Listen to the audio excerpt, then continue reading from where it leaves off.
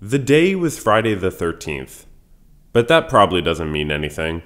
After crumbling global stock markets with his Wednesday primetime address that didn't mention testing, contact tracing, or any extensive public health measures to respond to the COVID pandemic, the US president today is aiming to inspire confidence by including here at the podium executives from Google, Walmart, Walgreens, and Target, as well as from Roche, LabCorp, and Quest on the medical side of things. 15 minutes into their speeches, the markets are rapidly cruising upwards, continuing their good day. The S&P 500 was already 3.33% up on the day when the press conference began. Regarding viruses, Trump says, quote, "Should this happen in the future, which we hope it never does, but it will, I guess." Because he likes to improvise. We'll see more of that. The S&P 500 just a little bit later is now up roughly 6.66%, but don't read into that. Then it's the vice president's turn, because even though the markets are soothed, there's always one person who really needs soothing.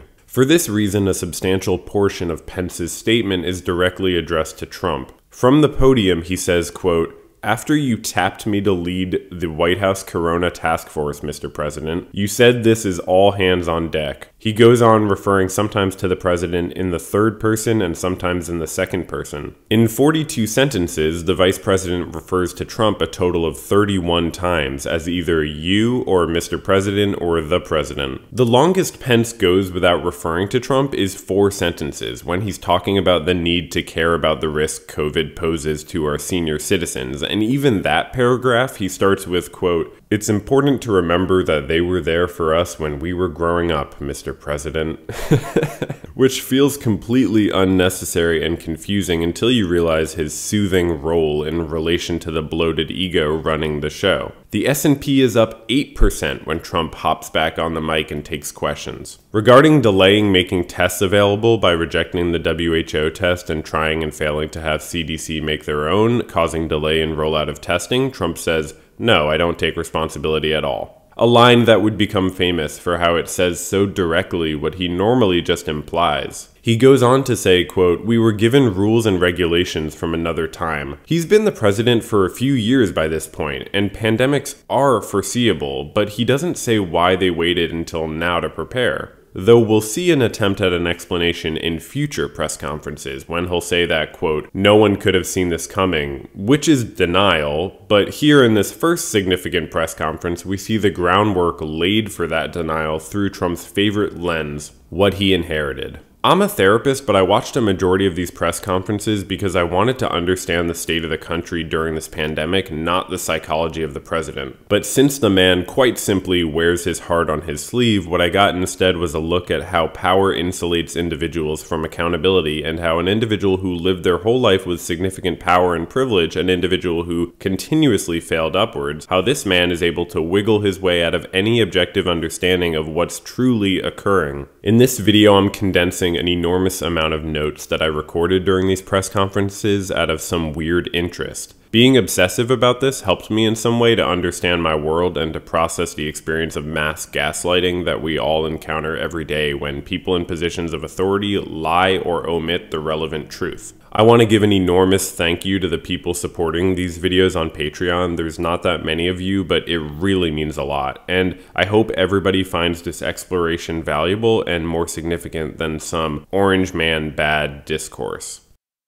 Back to Friday the 13th, right at the start of the pandemic, March of last year, he continues taking questions. Did he discuss with Trudeau closing the border to Canada? No. And he calls Trudeau's wife a wonderful lady, a great lady, with a tone of surprise. He's flattering the Prime Minister by complimenting his wife because that's how he himself feels best flattered, which is why we saw his defenders speaking highly of Melania Trump in many unnecessary situations to flatter the president over the last 4 years. It's also why we saw Trump denigrate Heidi Cruz, Ted Cruz's wife, during the campaign before he was elected, and I'm sure the man has for his whole adult life unnecessarily spoken both highly and negatively of women who are married to men he's in professional relationships with. Someone asks why he eliminated the pandemic response position at the National Security Council, and he says he didn't know about it and doesn't listen to the follow-up question. Then he brags that the US has had only 40 deaths from COVID so far, but acknowledges it will go up. About Italy, the country that suffered early before the US, the president says, quote, they really took their medicine. That's how he phrased it. During a pandemic. The phrase, quote, took their medicine, besides being just insensitive, usually expresses something that needs to occur, so it seems to unconsciously imply that we similarly have little control over how things will play out in our country. But I don't want to read in too much too soon. Someone asks if people shouldn't travel around the US because of how highly contagious this virus is, and Trump replies, quote, I would say if you stay home, it's not bad, it's not bad. Endless wiggle room is what he always creates for himself, to make as few people mad at him as possible. He calls on Sky News and they ask about the UK travel ban changes likely may be coming, and he reiterates that they are likely may be coming. Then people ask him about standing next to someone with the virus, asks if he's being selfish by not getting tested, and he says he's gonna get tested in a very casual voice, quote, fairly soon. Projecting security is a main motivation of someone consumed by insecurity, and what better way to project security than act like it doesn't matter whether you get tested for a virus. But, unfortunately, there's a complete lack of empathy attached to this supposed security due to the whole him interacting with hundreds of people a day thing while there's a contagious virus going around. This is a side note, but Trump puts too much emphasis on the second syllable of the word industry, and it has bothered me for the last 5 years, so I need to mention it. He cannot stop saying industry. As in, we need to look after our industries. Horrible stuff. This press conference lasts over an hour, which we'll see was not even close to the longest performance we'd endure. As we move on to the next press conference, remember that this man relied on the public displays of affection from audiences at his rallies he never stopped throwing, even while already being president. These rallies were not possible at the start of the pandemic, and the man was starved for attention. He couldn't get the purely loving attention of the rallies, so he settled for critical attention. Well, let's give him some more of that. Due to my own psychological reasons, I barely made it through half of the next one he threw a week later, but one point we can see is that in the president's unusual and irresponsible promotion of the experimental drug hydroxychloroquine, there's this helpful element that supports his denial of the more comprehensive mitigation steps that have been needed. Regarding hydroxychloroquine, he says, quote, I feel good about it, and I'm a smart guy. He adds, quote, it might work, it might not work, I feel good about it. We'll come to see over and over the man referring to his own feelings and intuition, which is natural for an extremely privileged and powerful man, who doesn't understand the role his privilege has played in his life. He attributes his success to his intelligence and intuition, but Occam's razor has some other ideas. By the way, Trump's alleged positive effect on the stock market since 2017 when he took office was officially erased today, and the stock market was one of the most significant objective measures that he would often point to for his sense of adequacy. So he must be really struggling right now. A reporter states some statistics of deaths and cases and asks what Trump says to scared Americans, a pretty normal question for a president. And Trump says, quote, I say that you're a terrible reporter, and calls it a, quote, nasty question and, quote, sensationalism. He insults NBC and Comcast, which he explains is what he calls Comcast, which I can't argue with that one. He tells the reporter his question is, quote, really bad reporting. Moving back to the subject of hydroxychloroquine, which is probably most of what Trump has to say to scared Americans, he says, quote, I happen to feel good about it, but who knows? I've been right a lot. Let's see what happens. There were actually 17 more premature deaths from COVID in the US reported in the last hour since I started watching this. So let's not see what happens, man. Another reporter asks the president if him chastising the previous journalist is behavior of a, quote, wartime president, as Trump has called himself. He says yeah, because of, quote, dishonest news. So it's worth saying briefly that he obviously lashed out at that reporter because he interprets any critical portrayal of the current reality as a criticism of his leadership, which I'm sure it no doubt was. But the problem is he responds to criticism not so well. The way someone responds to criticism is an important signifier of intellectual strength, because it means they can withstand the reality of another's perceptions and counter with the strength of their own. If they can't do that, they often resort to insults, which express powerlessness more than strength, to be honest. A Chinese journalist asks him about not taking COVID seriously in January when China was, and Trump says some positive things about Xi Jinping and China. killing two birds with one stone, avoiding a hard question about his performance while complimenting a strong man he looks up to. The sycophantic Secretary Pompeo speaks, and in response to a question goes on about Trump's support for other federal agencies, basically just pumping him up a lot. When he's done, Trump sort of reflexively replies, "What a good answer," to which Pompeo says, "It's true," and Trump goes, "And true, too," as if he hadn't previously been considering that factor when he said it was a good answer. Regarding possible outcomes of the number of cases and deaths in the country, he says, quote, "We have a best case and a not best case." That's as close to considering the negatives as he gets, considering the non-superlative. The governors,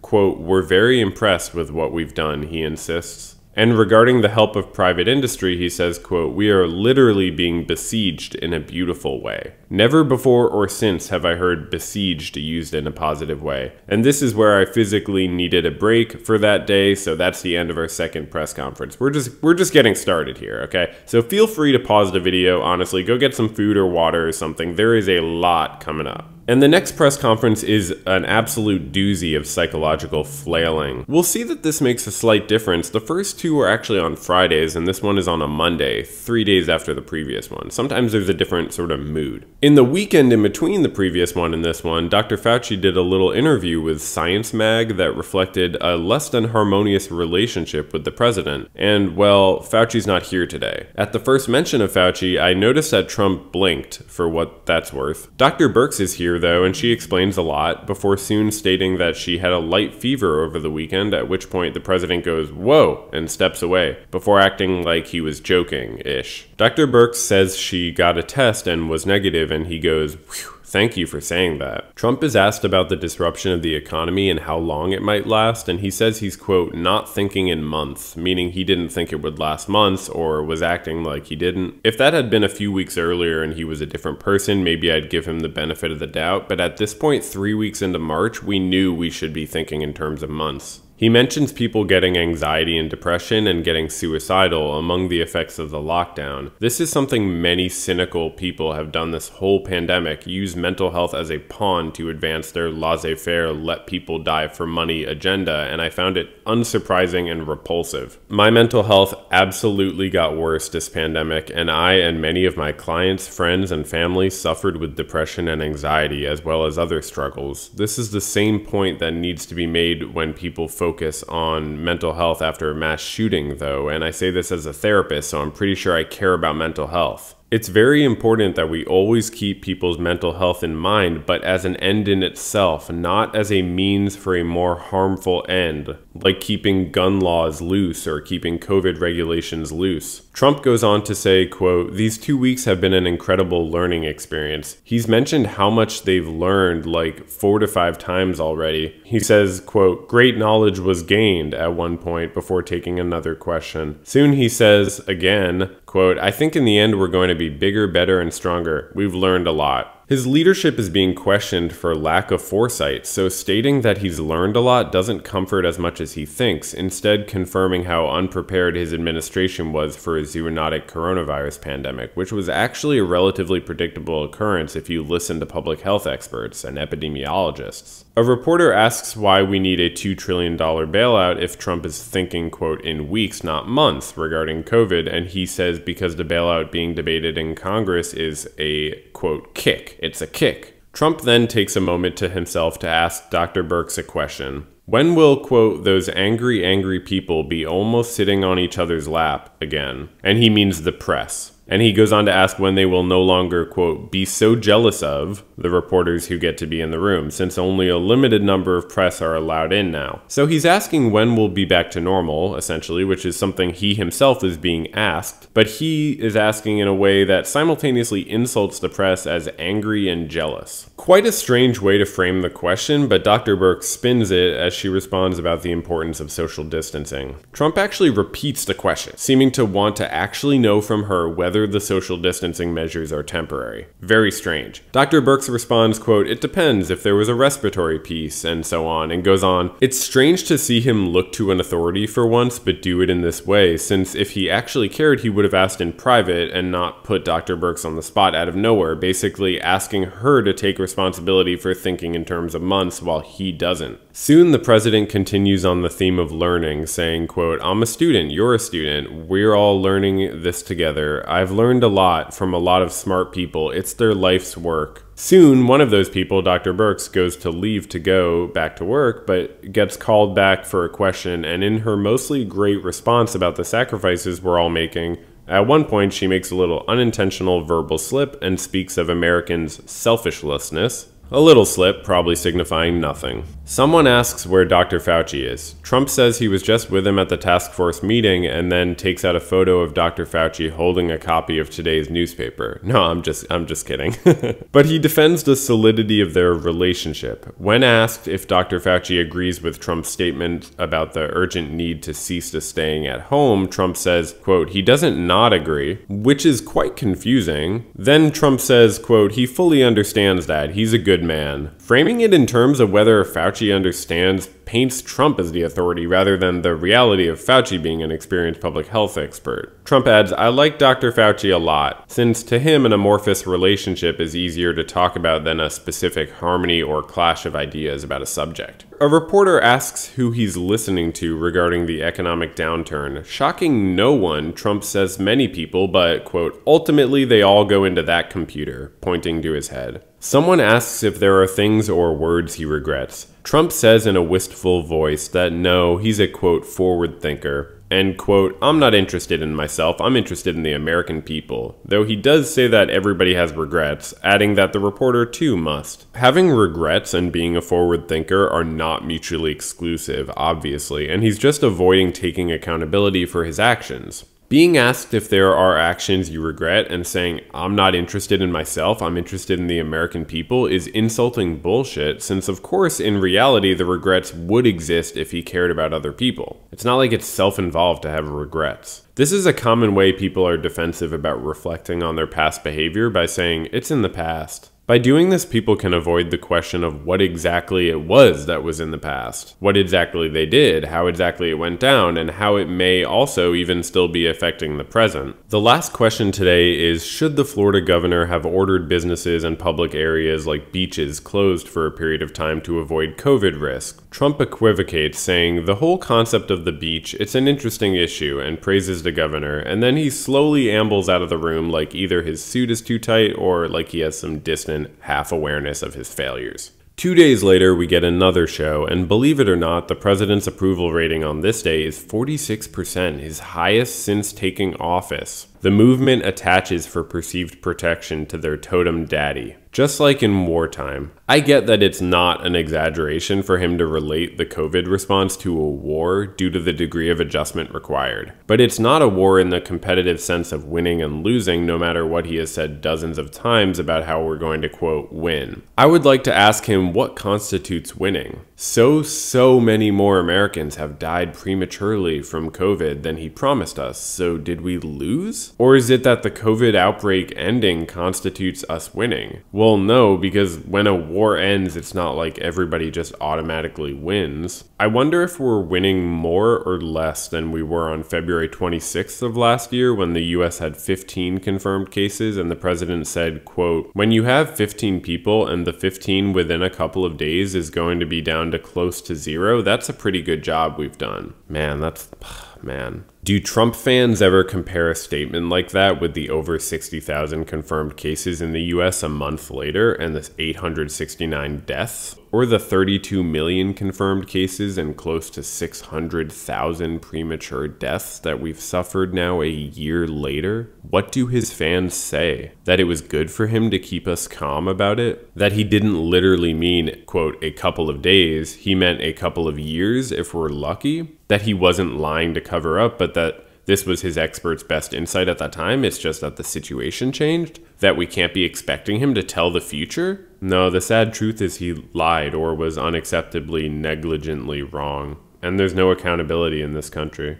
He asks rhetorically, quote, why would we test the entire nation, 350 million people, not seeming to want a response? When presented with the potential problem of interstate travel derailing efforts to contain the spread, he replies, quote, well, we'll look at it, but... and goes on. Oddly, I'm noting he's seeming more willing to let reporters cut in today, a little bit more low energy, low confidence. The defenses aren't as juiced up as usual. He says, quote, I'm not going to do anything rash or hastily. I don't do that. And I'm telling you guys, I have a pretty good irony radar, but he does not seem to feel even remotely ironic saying this, as if it doesn't cross his mind that he may occasionally be perceived as rash or hasty. Though when you think about it, he didn't actually need to make this statement of assurance about the government's response by referring to his own temperament. It genuinely seems like a needless appeal to his character history that he makes in such a state of denial that he lacks a shred of awareness that others don't share his solipsistic, hagiographic autobiography.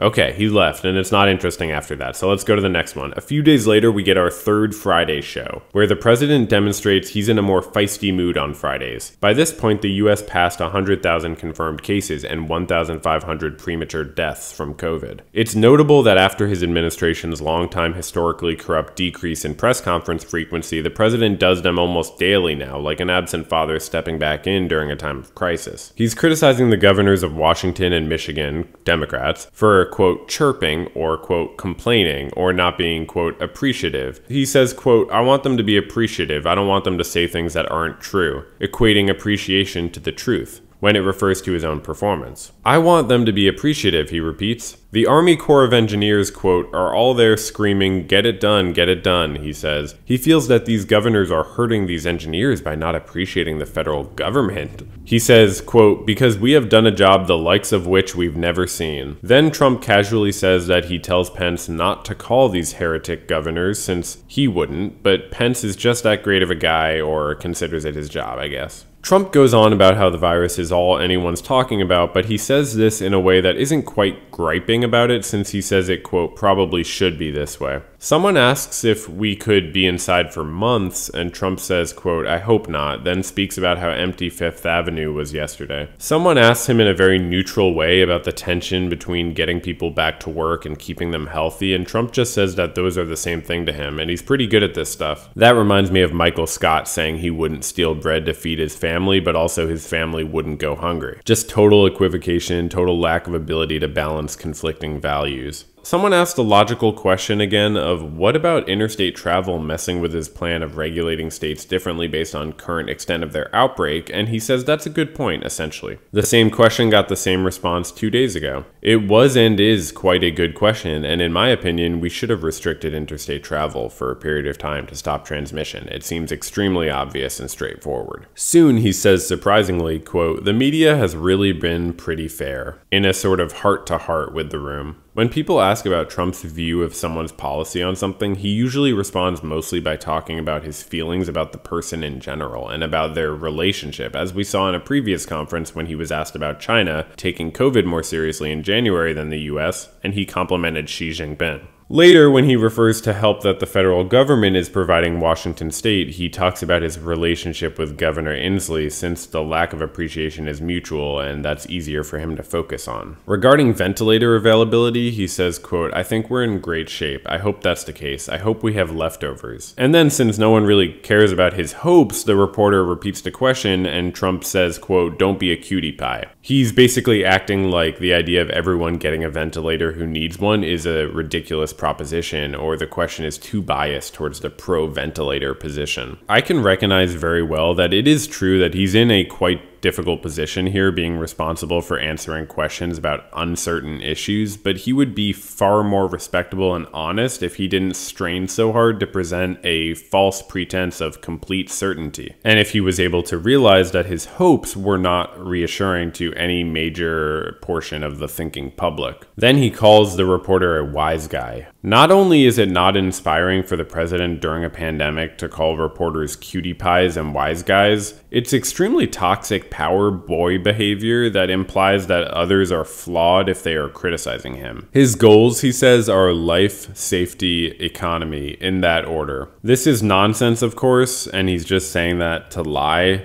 And it's nonsense clearly because what's the difference between life and safety in this context? If this was meant to make sense and these were three goals, they would have to be different, and they're not exclusive. Life and safety are very similar in this context. There are two things we're balancing, dude, not three, but okay. Then there's roughly half an hour of different task force members presenting information before Pence signs off with a concerned shrug. A few days later, we get our first Sunday press conference, and remember how I said Trump was doing press conferences now because he needs attention after his rallies got canceled? Well, in case that seemed unfair for me to say, he tweeted earlier this Sunday, quote, "The ratings of my news conferences, etc. are so high," and then he followed it up later with a three-part direct quote of what he'd been referring to from a New York Times op-ed from earlier in the week about these press conferences getting 7 to 8 million viewers. And he mentioned there will be one tonight at 5 p.m. Then he followed that up with a National Vietnam War Veterans Day commemoration tweet. It's very clear when he's serving his own emotional needs versus when he's discharging the minimum requirements of his job. 5:40 p.m. eventually rolls around, and the press conference is 10 minutes late for its already 30-minute delayed start. They're outside today on the lawn. The news had come out earlier in the day of the death of a 54-year-old CBS News executive, Maria Mercader, by the way. The press conference starts with Trump complimenting the journalist's social distancing. He clearly enjoys looking up from the script to elaborate random points, like a dog randomly choosing when to give another shake to dry himself over and over after getting submerged in the dampness of planned communication.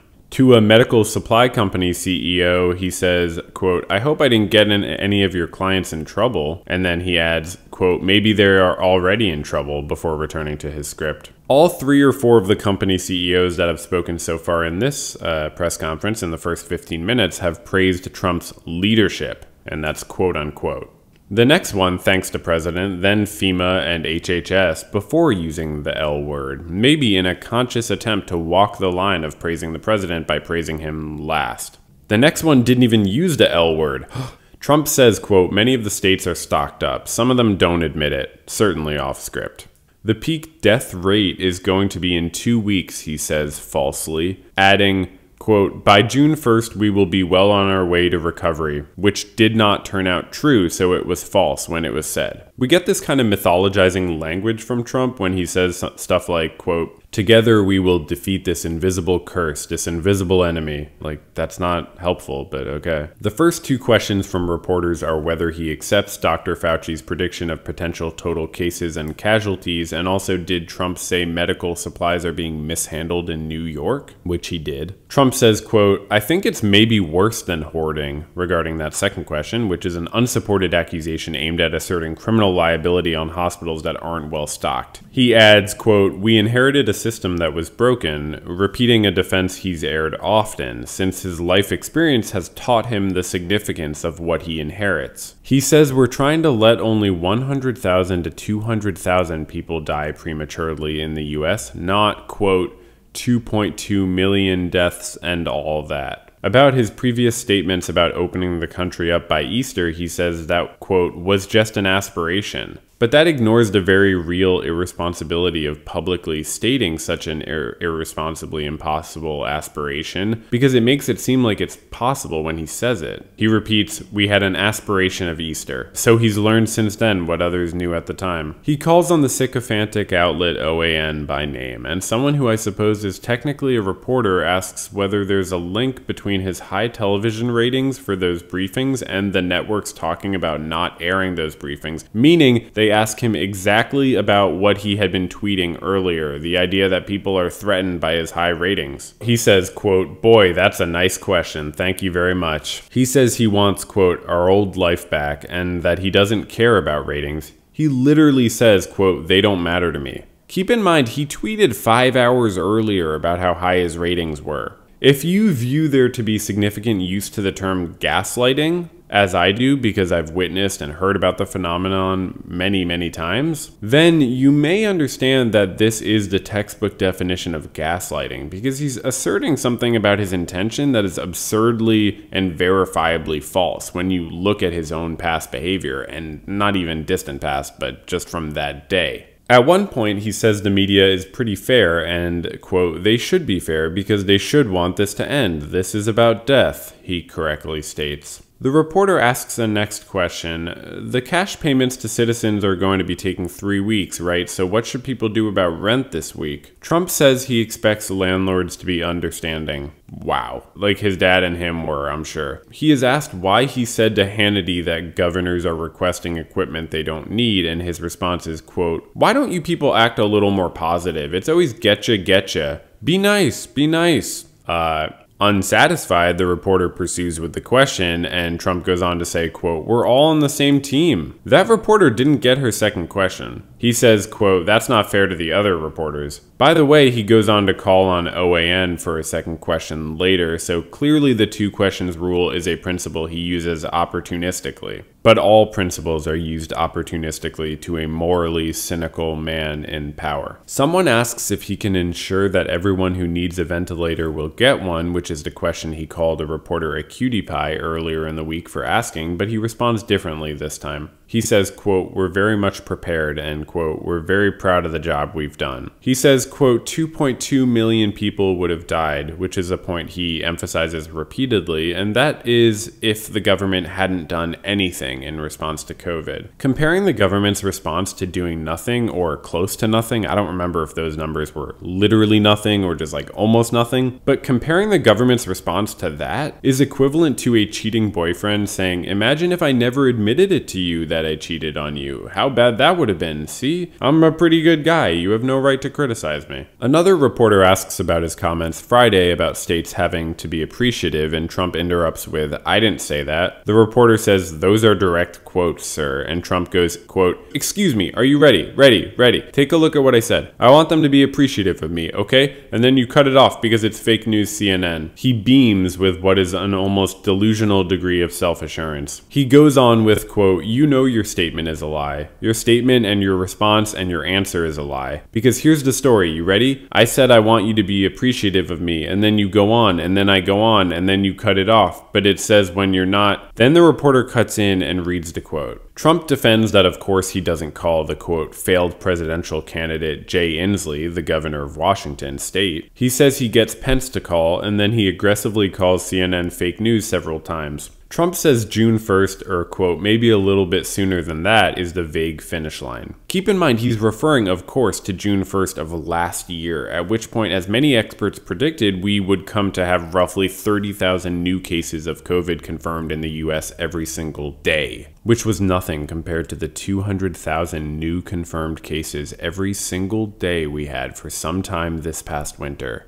This was all completely foreseeable. But to focus on the few things he did do to protect human lives, he says 4 times that, quote, "we got lucky" about his decision to bar travel from China, which is somewhat nonsensical since this is not something that happens out of luck. Well, okay, this is odd. He calls on that same OAN reporter and she asks the same question about his tweet. The same question about networks not wanting to carry this press conference because they're scared of how high his ratings are. I'm serious, it's the same question. I guess she took his "boy, that's a nice question" to heart. This time she seems flustered and misspeaks at one point, seeming to mishandle the mic for a second. I went back to listen to her first question, and the only difference was she asked specifically about a link between his ratings and the networks talking about not airing the briefings. Just to be clear, the networks were talking about not airing the briefings because he's lying and spreading misinformation, but of course they don't address that. Her first time asking the question came off as unconscionably stupid because networks obviously want to air shit that gets ratings. The second time she asks, she mentions the specific figure of 8.5 million Americans watching the briefings, which is even more than the 7 to 8 million the president was tweeting about earlier. And instead of asking about a link, she just asks about what he says to his, quote, detractors.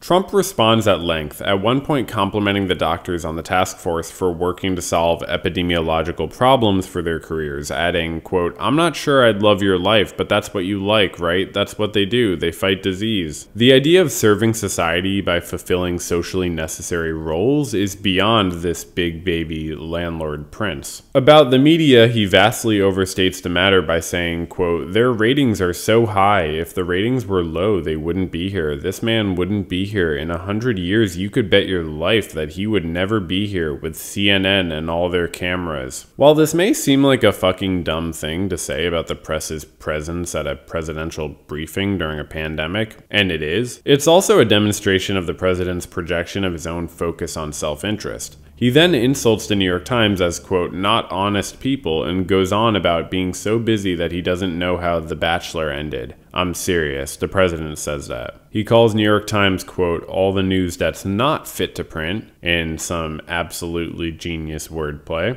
And then he thanks the OAN reporter very much. Trump, in a next response regarding dissent among his political advisors about extending the lockdown, says, quote, there are people who said just ride it like a cowboy. That's what the president said about the option of letting more people die, craving levity due to a lack of distress tolerance. He mentions a friend who's, quote, in a coma and unconscious. He's not doing well. This is a significant development for our country, unfortunately, a friend of his in a coma from COVID, because it makes the problem real for him in a personal and not just professional and abstract sense. The man lacks pattern recognition and abstract cognition abilities and needs things to be concrete for him to perceive them, so a sick friend is infinitely more real to him than reports from public health experts. He speaks at length about his hometown Elmhurst, Queens being like something he hasn't seen outside of, quote, on TV in faraway lands. Whatever that means. Vice President Pence then takes the mic to say that medical professionals, quote, are the hands and feet of American compassion, which seems like an oddly unnecessary mention of feet, but whatever, we're not going to talk about that. Pence acknowledges that, quote, there may be a modest sense of frustration and disappointment among Americans, quote, who wish we'd been here sooner, but, quote, there's hope, he soothes. Trump comes back to finish up the soothing. Quote, unfortunately, the enemy is death, he says, adding, it's death. A lot of people are dying. So it's very unpleasant. It's a very unpleasant thing to go through.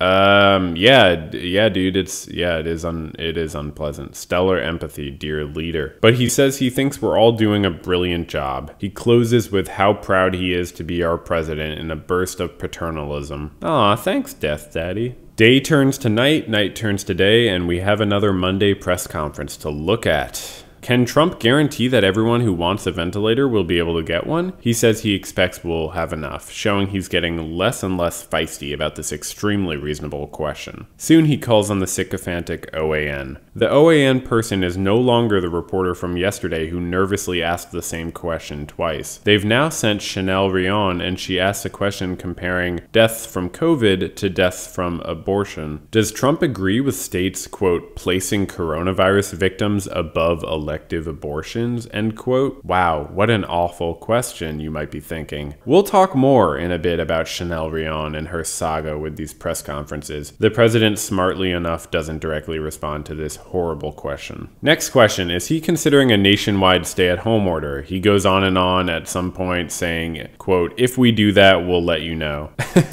Okay, man. Yeah, I would hope so, yeah. He's asked what he says to Americans who are upset with him about his earlier statements that things were in control and that, quote, it will go away. And Trump responds with predictable defensiveness by saying, quote, it will go away. You know it is going away, which is a very gaslighty thing to say, since of course it's not the literal denotation of what he said that people have a problem with, but the implication that we should tolerate passively a deadly force wiping out vulnerable people. He continues by saying how he's trying to keep people calm. We'll start to see him more explicitly define his role in this way. He adds, quote, I could cause panic much better than even you. I could do much. I would make you look like a minor league player, but I don't want to do that. He calls it a, quote, nasty, snarky question. Only a nasty question would include a clause about Americans being upset with him, though any relatively aware and emotionally secure person who was the president would probably accept that their actions are open to criticism and are going to make people upset. When the next reporter asks about Trump's comments yesterday about about medical equipment, quote, going out the back door at hospitals, he interrupts the question by explaining he heard it from one guy, quote, the biggest distributor of product. He says they shouldn't be asking him, they should be investigating the hospital. This is equivalent to a toxic boyfriend saying, don't ask me why I said all your friends hate you, maybe you should look into that yourself. He then calls on Yamiche Alcindor, the reporter who'd been getting a lot of justified attention after previous confrontations with Trump, and Trump's expression says he's always ready for a challenge. She asks him about the US not testing as much per capita as South Korea, and he interrupts that we're, quote, very much on par, and then when Yamiche says not per capita, he says per capita in an offhand way like it means nothing but just needs to be said to be polite. He goes on to strangely say, quote, I know South Korea better than anybody, and also adding, quote, I didn't talk about per capita, we have done more tests, and quote, our testing is better. He then incorrectly states the population of Seoul, the capital of South Korea, as 38 million when it's actually 10 million. People on Twitter later pointed out that the elevation of Seoul is 38 meters, and that this shows up when you Google Seoul, so make of that what you will. I don't know. Trump interjects things like, quote, rather than asking a question like that into his reply, like he built in CNN insults to his response to the other guy earlier who asked about what he says to Americans who are upset with him. Trump says, quote, you should be saying congratulations onstead. And side note here, I'm saying it that way because he did. Literally, he said onstead. But I've chosen for this video not to fill it with clips, so I'm not going to show you that. I just want this video to be a more relaxed experience to whatever extent possible, and I also figured you can better analyze his words when you hear them filtered through another person. It gives it a sort of more objectivity and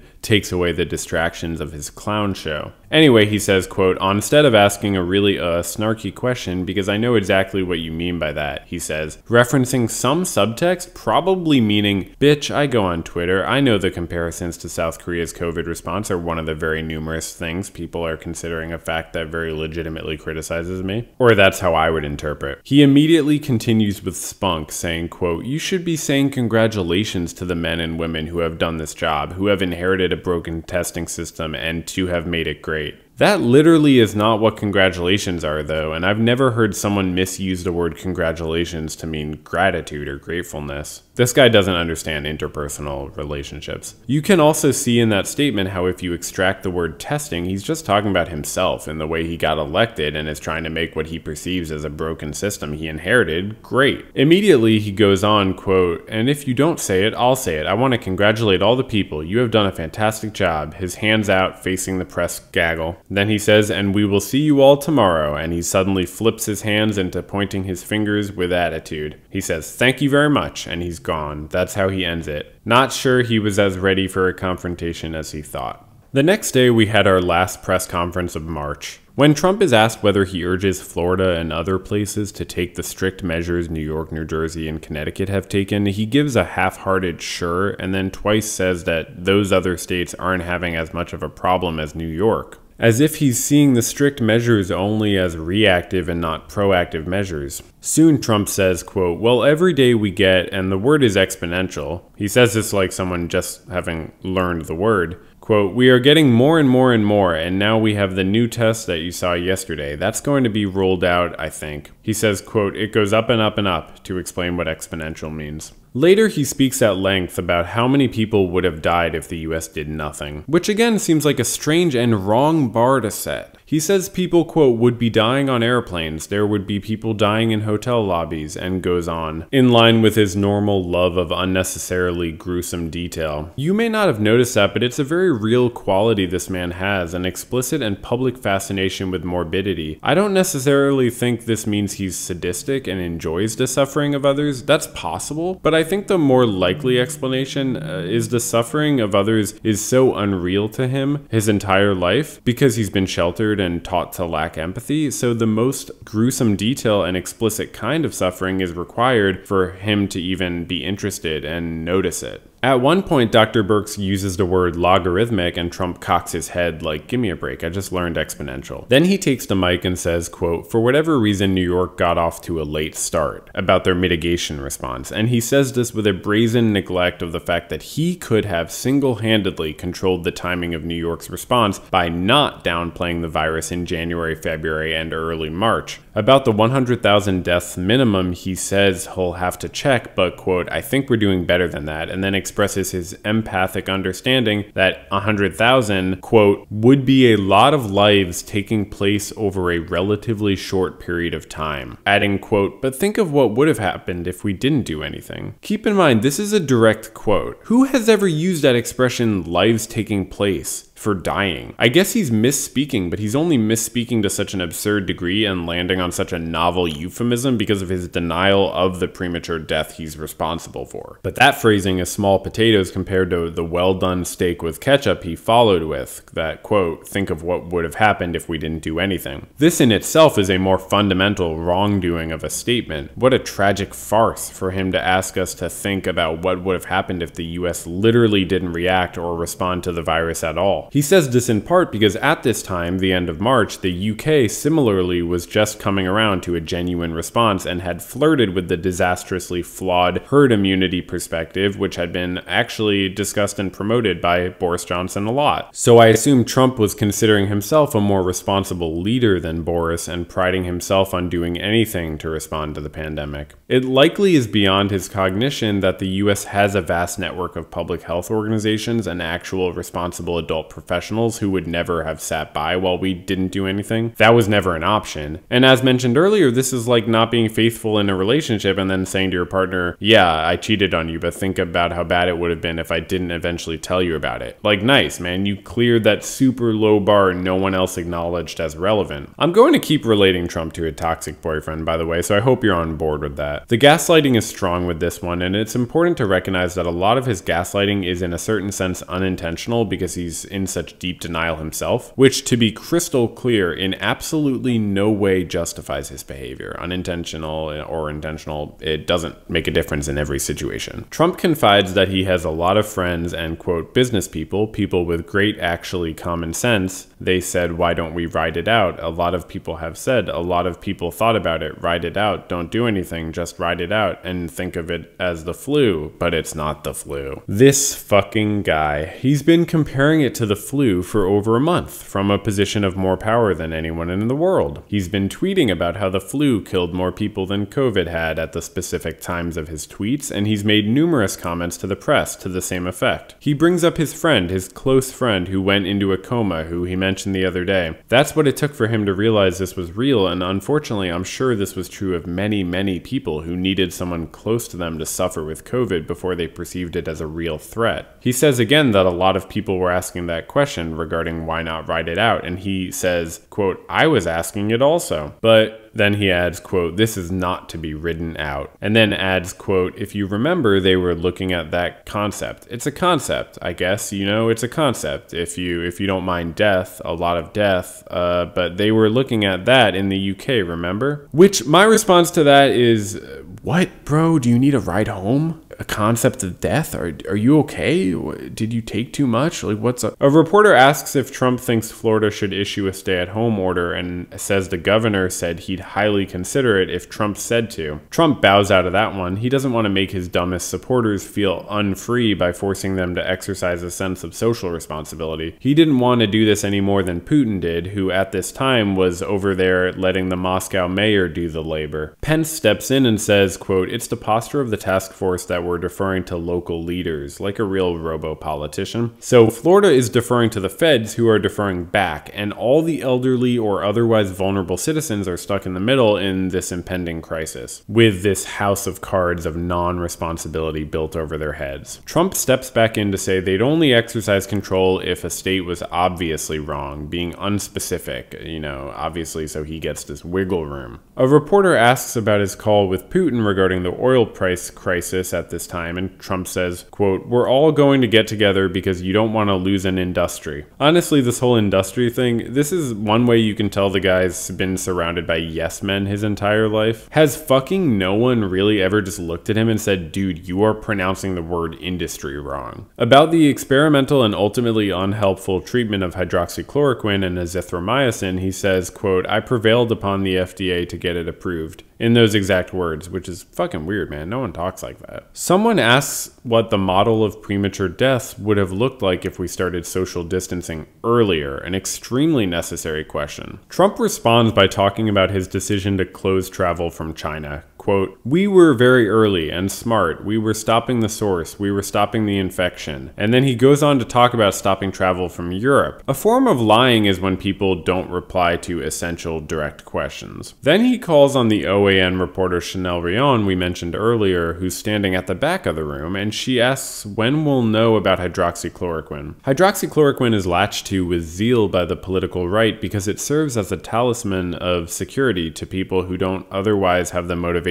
to address the situation with the comprehensive and socially responsible approach required. A reporter asks if impeachment distracted Trump from his early response to the COVID pandemic. Trump says basically, well, it didn't help, and goes on about how partisan it was, saying, quote, "They probably illegally impeached me," he says cavalierly in response to the Inspector General report today on FBI issues. He adds, quote, "I think I'm getting A+ for how I handled myself during a phony impeachment, okay? It was a hoax, but certainly, I guess, I thought of it, and I think I probably acted. I don't think I would have done any better had I not been impeached, okay? And I think that's a great tribute to something. Maybe it's a tribute to me." Yeah, those are the words this man spoke. Words that, to even be spoken, must come out of the mouth of someone with enough power to extinguish all self-awareness. He goes on to re-emphasize, quote, "But I don't think I would have acted any differently, or I don't think I would have acted any faster, but the Democrats, their whole life, their whole being, their whole existence was to try and get me out of my office any way they can, even if it was a phony deal, and it was a phony deal." So a lot to unpack in there, but let me just restrain myself to pointing out that he said the words, quote, "I don't think I would have done any better had I not been impeached," which to my ear makes it sound like nothing could have made them act faster, but they in fact should have. But he was just functionally incapable. What else could it mean for him to say, "I don't think I would have acted any faster"? He's asked what guidance is he giving Florida regarding the 2 ships going there to dock, because that was a thing at the time. There were 2 ships that needed a place to dock because the people on board were at risk of COVID, obviously, and many of them got sick. Trump says he's talking to Florida later, adding, quote, "I'm going to do what's right, not only for us, but for humanity."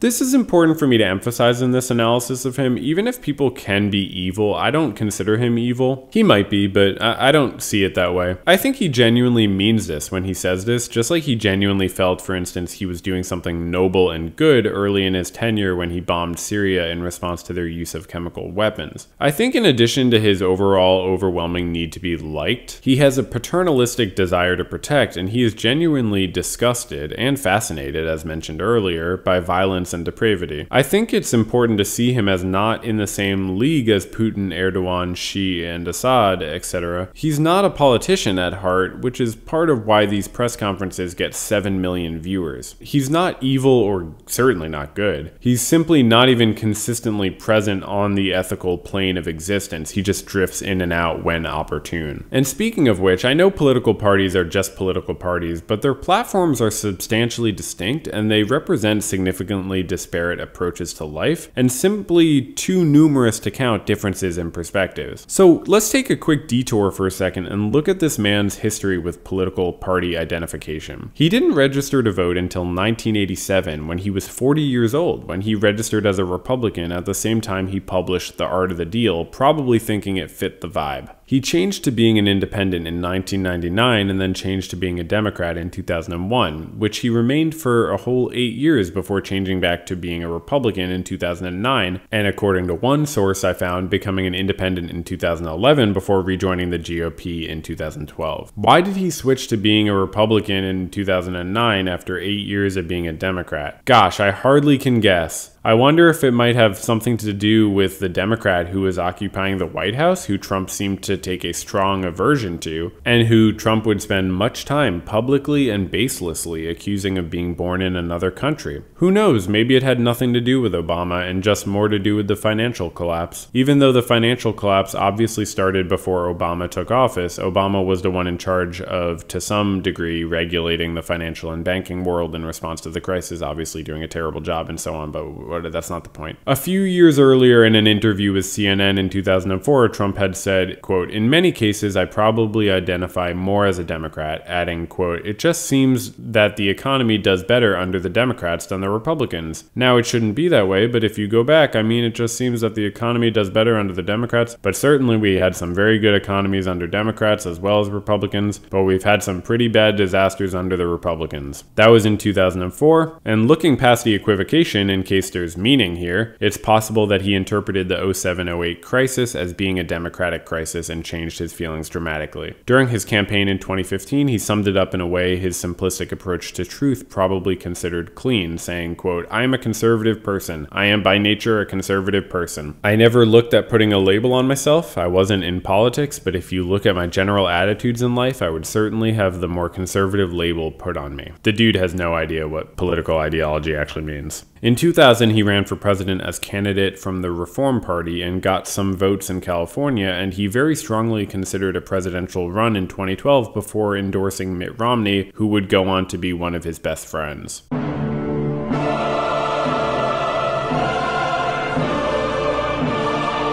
I guess his switching of his party affiliation was in part protest and in part opportunism to fit his future plans. I'm focusing on his opportunism because I want to drive home the point that if you want to call him evil, you have to recognize that he's a chaotic evil founded more deeply in desire to be loved than to be feared. I don't think he wants to control people as much as he wants to control them to whatever extent necessary until they like him, and then he just doesn't give a shit. And I am in no way saying any of this as redeeming or justifying. I consider none of this redeeming or justifying. I'm not saying he's not evil to redeem or justify him in literally any way at all. I just think it's a more accurate understanding of his motivations and lack of motivations, and I think at this press conference last March that he genuinely means that he wants to make sure that people from these ships are able to disembark and stop being tortured on a ship. I guess his small amount of empathy still lets him imagine how bad that would be, since he probably has a lot of friends that go on large cruises like that, like to Jeffrey Epstein's Island or something. Anyways, he asked the reporters if they ever run out of questions and adds, quote, "But I have nothing else to do." For anyone hearing this from the distant future or from far away where you may have the blessing of not being exposed to US politics, it might be hard for you to imagine why the US president would say, quote, "I have nothing else to do," to the press in the heat of a strangulatingly deadly global pandemic. I don't know what to say except he's not joking. It's not a sarcastic tone that implies he does in fact have a lot to do. Trust me, I would be aware of that. If anything, the slight humor he seems to be smiling at could probably be better described as him thinking, "Isn't it crazy that everything's all closed down now and I have nothing better to do than talk to you all? I can't have my rallies or anything." Soon he says Cuomo, the governor of New York, shouldn't complain about supplies from the federal government because he's getting a lot of federal support, and Trump repeats that he wishes New York had started acting sooner. A really brutal and mean thing to say. It makes me kind of want to cry, honestly. I can't imagine anything more infuriating and gaslighting for him to say, given the fact that he could have single-handedly caused New York to react quicker to the threat of the pandemic. All he would have had to do is treat it more seriously in January, February, and or early March. Single-handedly, he could have done it. He's a fireman driving past a burning house, thinking it's a shame no one did anything about it. The reporter Jim Acosta asks if there's any credence to criticizing Trump for lulling the country with a false sense of security, and not shockingly, Trump interrupts immediately, no. Then he interrupts again by saying 5 times, that's 1, 2, 3, 4, 5 distinct times, that, quote, "it is going away." Then in response to, quote, "hasn't your thinking evolved?" which is Acosta's very professional and negotiated way of questioning Trump, Trump replies, quote, "I'm not about bad news. I want to give people hope." He goes on, quote, "I could be very negative." And I just want to say, frankly, that I'm actually not sure this is true. I'm not sure he could be negative, though I'm certainly sure he thinks he could.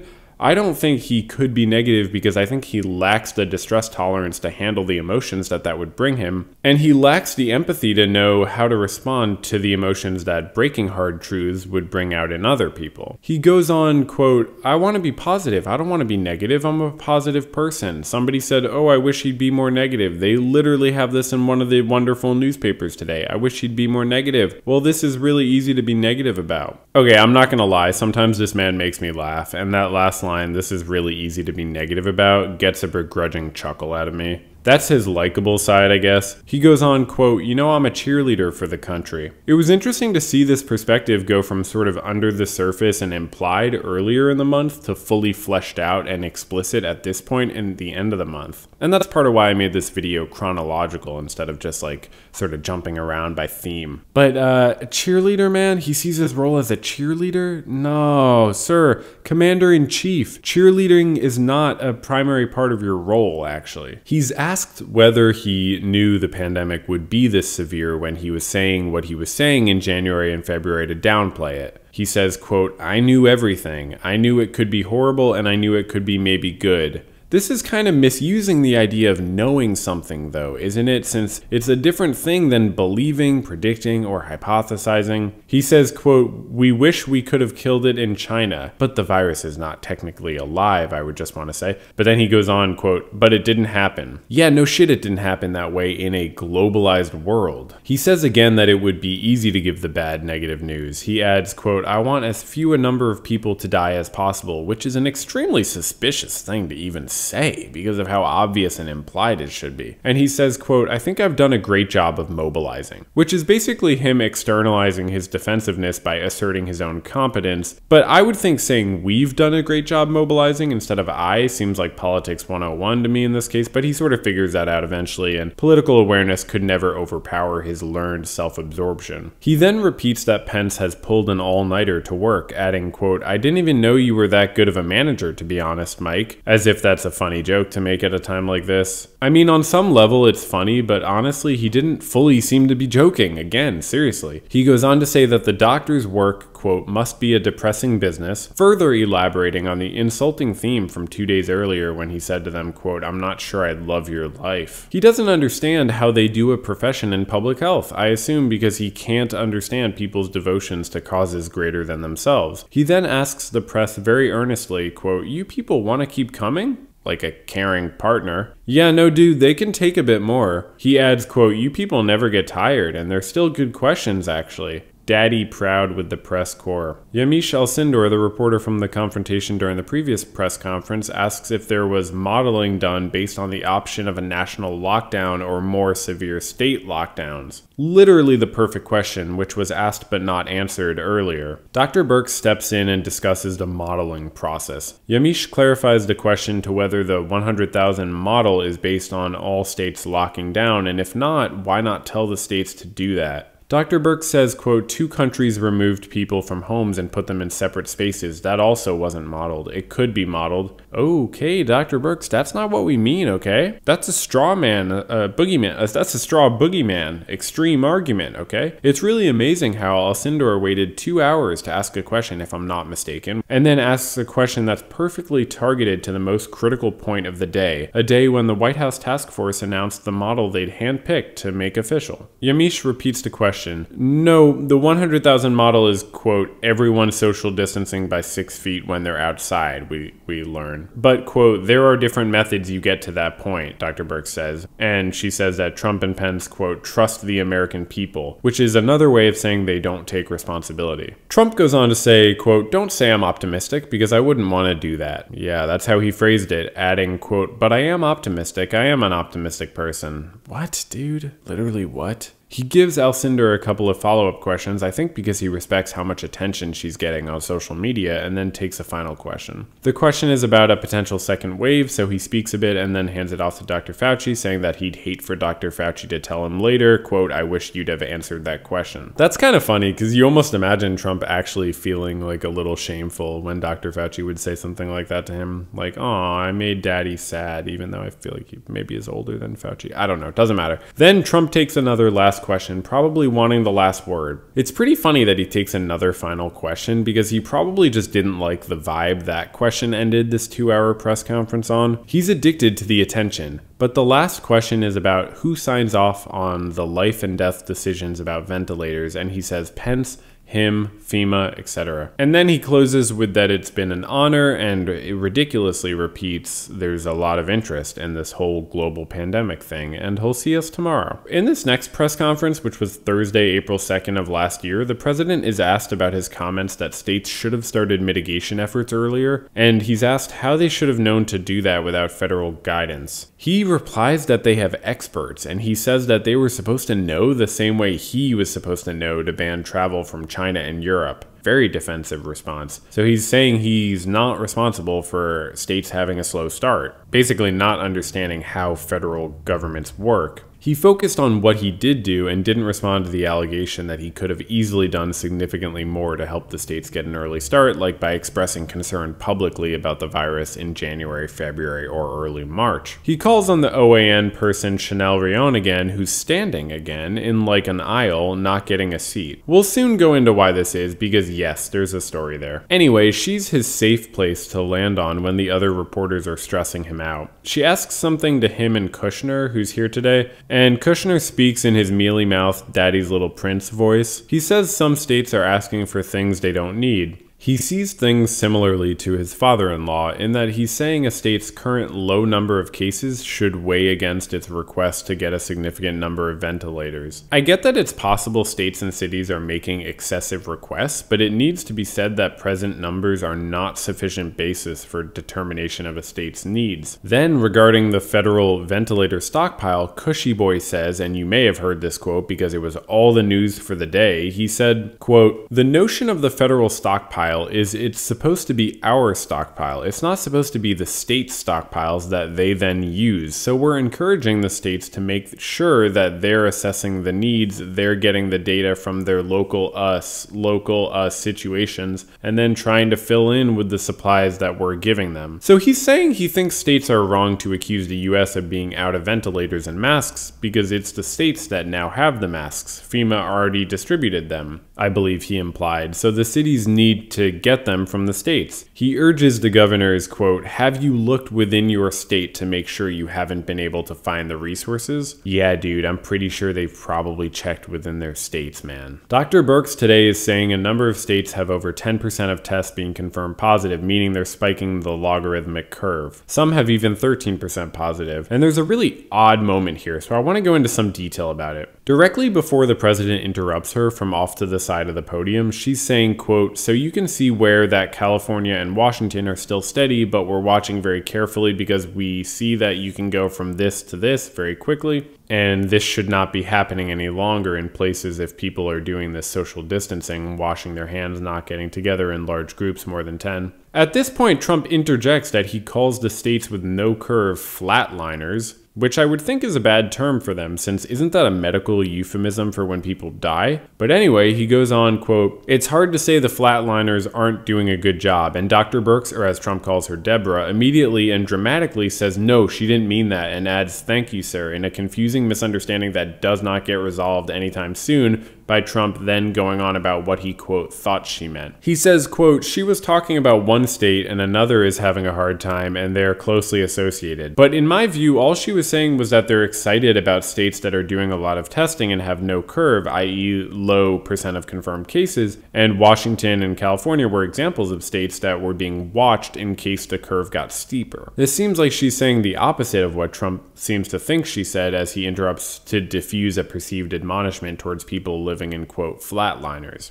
The full text of his interruption is, quote, "But again, I look at the graphs all the time and you have many, many flatliners. I call them flatliners. I'm amazed at that. And you have a couple that are up. It's hard to blame the flatliners for not doing a good job." But when he said that last line, her reply is, quote, No, I don't want to say that. Don't. Thank you, sir.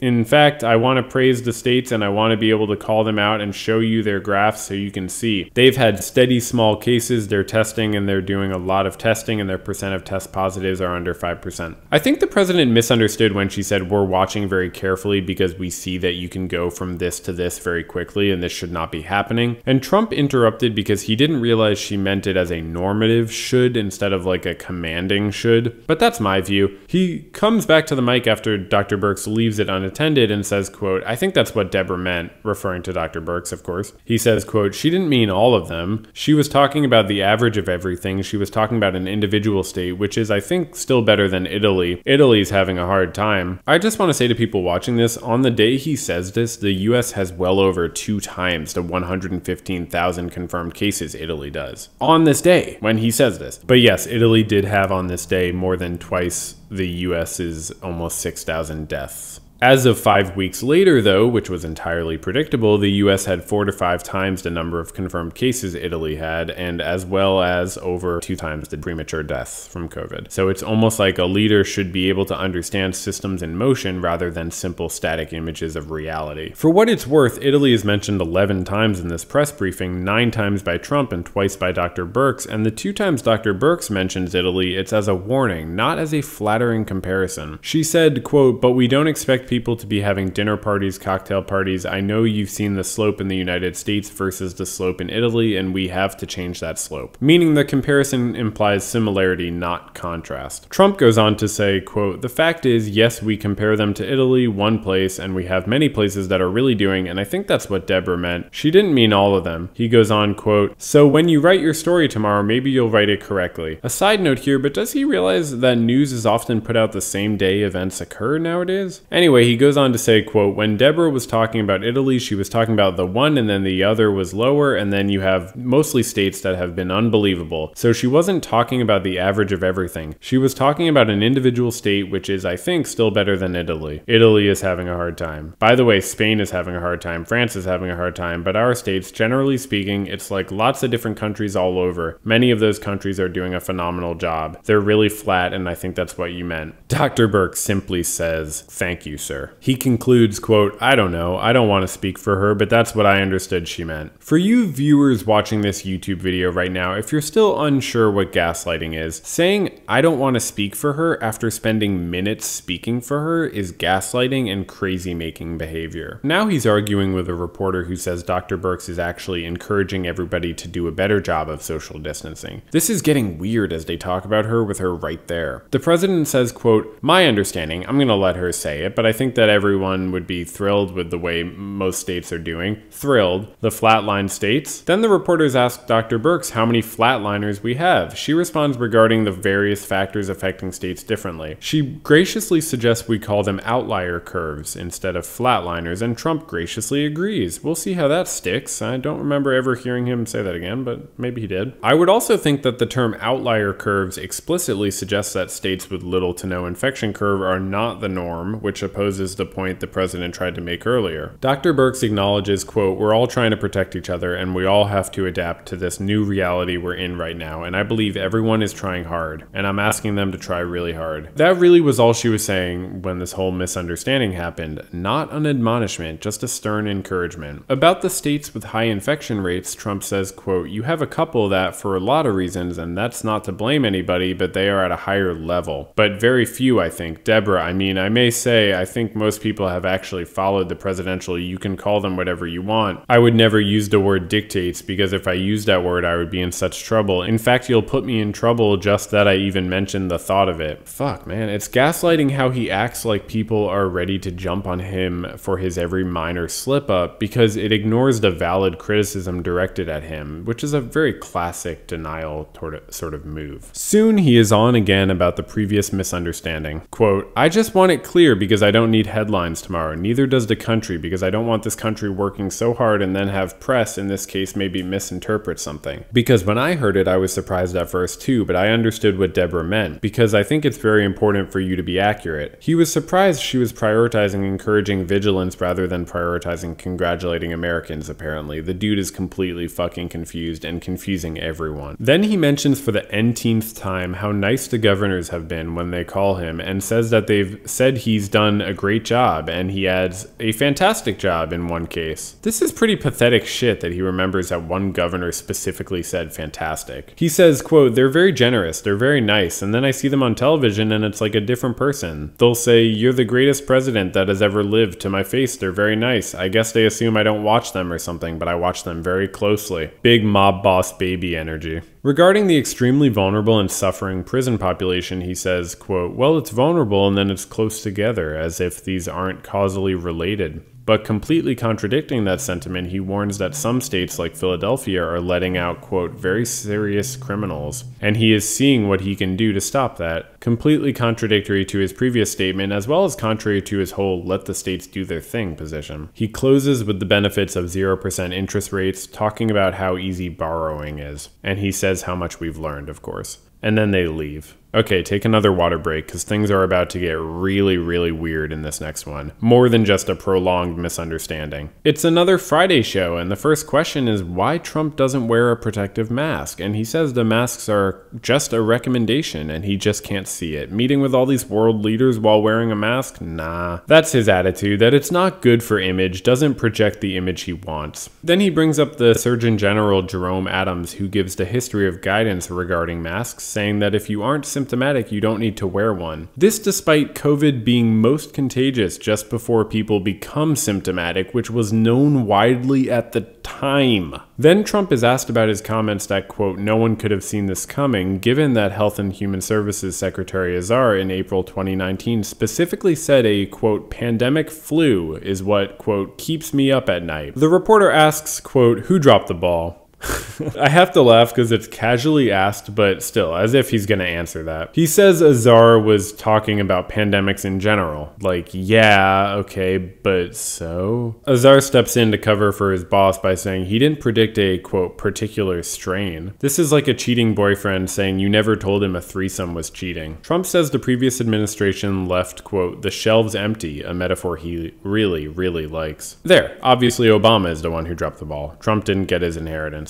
Then come two questions back to back about Kushner's comment yesterday that the federal stockpile is not for the states. The first question gets Trump heated, and he tells the reporter, "You should be ashamed of yourself," twice, because he thinks it was a nitpicking, nasty question. Though the context of Kushner's comments reinforced the reporter's interpretation, so it wasn't nitpicking or out of context. Trump says the stockpile is, quote, "for the federal government," though I'm honestly not sure if he means literally for federal workers or just for federal discretion. Trump is standing by his, quote, "it is going to go away" response when people call out his comments from February and so on that it would go away much sooner than he's now saying. He literally today says, quote, "I didn't say when." This is the same level of logic of a teenager saying, "I said I'd be home by 11, but I never said 11 p.m. or 11 a.m. tomorrow." Hell of an argument. Besides that time, he did say it would be beautiful if the churches were packed by Easter, implying it was a goal, which implies it's conceivable, which implies it could be realistic, which implies to some that it's reality. But no, words are not binding to him, they're playthings. And here we go. Holy shit. I know this has all been bad and revealing, but listen to what comes next. They're talking about the models of projected cases and deaths, and Trump at one point communicates that he isn't responsible for the model, which isn't surprising since the model was wrong and he is functionally incapable of taking responsibility. But the way he says this is he says from the side of the podium, quote, "I was never involved in a model," and then adds, quote, "at least this kind of model." And he smirks. Wow.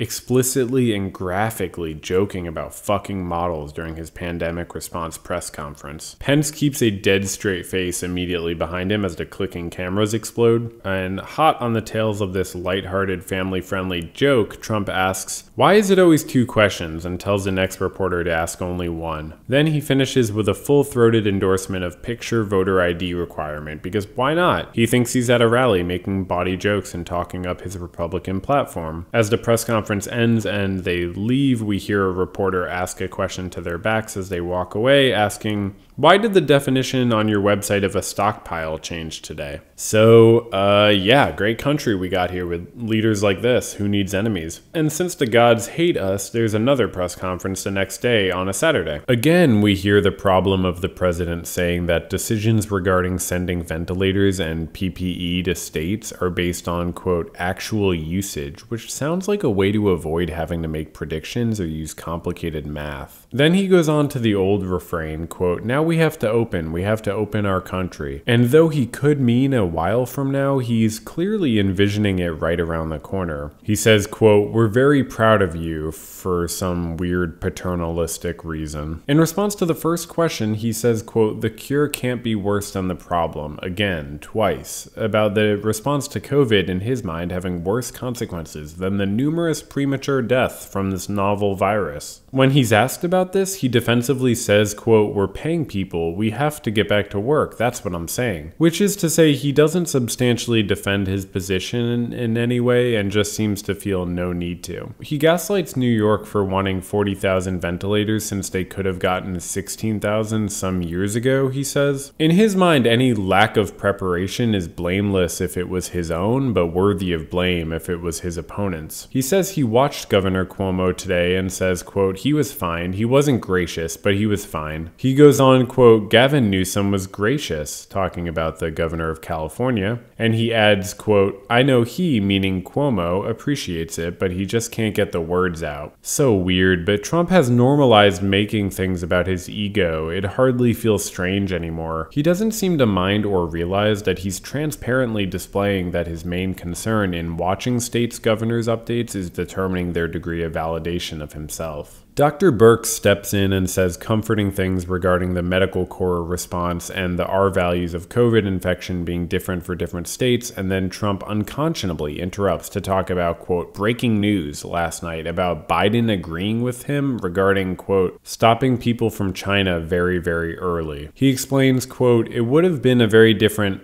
thing. Then he says how the media outlet The Federalist agreed with him too and complimented him. Let me be clear, this stuff was not breaking news last night. I assume that's obvious, but yeah, I mean, I stay pretty on the ball with news, and in no universe was it considered breaking news last night that Joe Biden agreed with the limitation on travel from China. That would never, ever constitute breaking news, except in the most echoing of echo chambers. For this next point, I have to give context briefly. A U.S. Navy captain had just been dismissed for writing a letter to his superiors stating that there was a COVID outbreak on his ship and proper care was not being taken to protect his people. And this clip here went viral of his sailors all chanting in support for him as he walked off the ship. So about that, the next reporter asks about Captain Crozier's dismissal. Trump says, quote, he wrote a letter, then exasperatedly adds, quote, a 5-page letter. He says he didn't make the decision to dismiss Captain Crozier, but he agreed with it, adding, quote, to write a letter? This isn't a class on literature. Keep in mind, with that sort of gaslighty comment, Captain Crozier's letter was not an analysis of the themes of Moby Dick, but rather a letter to his superiors about the need for added mitigation measures to save the lives of Navy personnel on the ship. When was the last time Trump wrote 5 pages of anything, or spent the amount of time it takes to write 5 pages on any single task, other than watching cable news or something? Trump looks bored and restless when other people are on the microphone. Soon he says he hopes people start using hydroxychloroquine because, quote, what do you have to lose? Over a month and a half later, on May 22nd of last year, results from a major study would be released finding hydroxychloroquine, quote, associated with decreased in-hospital survival and an increased frequency of ventricular arrhythmias when used for treatment of COVID-19. So you have a lot to lose, actually. But back to May 4th at this press conference, Trump claims, quote, I've seen some results. It's early, I guess, he says begrudgingly, deferring to the scientific method. He goes so far as to say, quote, I may take it, several times, and he did end up a month and a half later declaring that he'd been taking hydroxychloroquine for a week and a half, but let's not zoom forward too fast. He soon expresses more exasperation with how many questions the journalists have, but expresses admiration and says it shows they love their jobs, adding that some of them are good at them. After he gets a little laugh with this, he feels compelled to clarify that he wasn't specifically trying to insult the reporter he was calling on. Very considerate, or kind of cowardly cowardly, actually, depending on how you see it. Like, he's willing to vaguely insult the room and wants it to be unclear who he's referring to. Dr. Birx, when pressed by a reporter to give a heads up about upcoming deaths, or as she calls it, mortality, says, quote, "I'd rather not say a number," but finally she says, quote, "into the 5, 6, 700 range a day." With real feeling and empathy, she says it. I understand that she didn't want to say a number. I completely understand. But for what it's worth, I'll mention that throughout the rest of this month and the next, April and May of last year, there in fact were only a handful of days that dipped under 1,000 premature deaths in the US from COVID.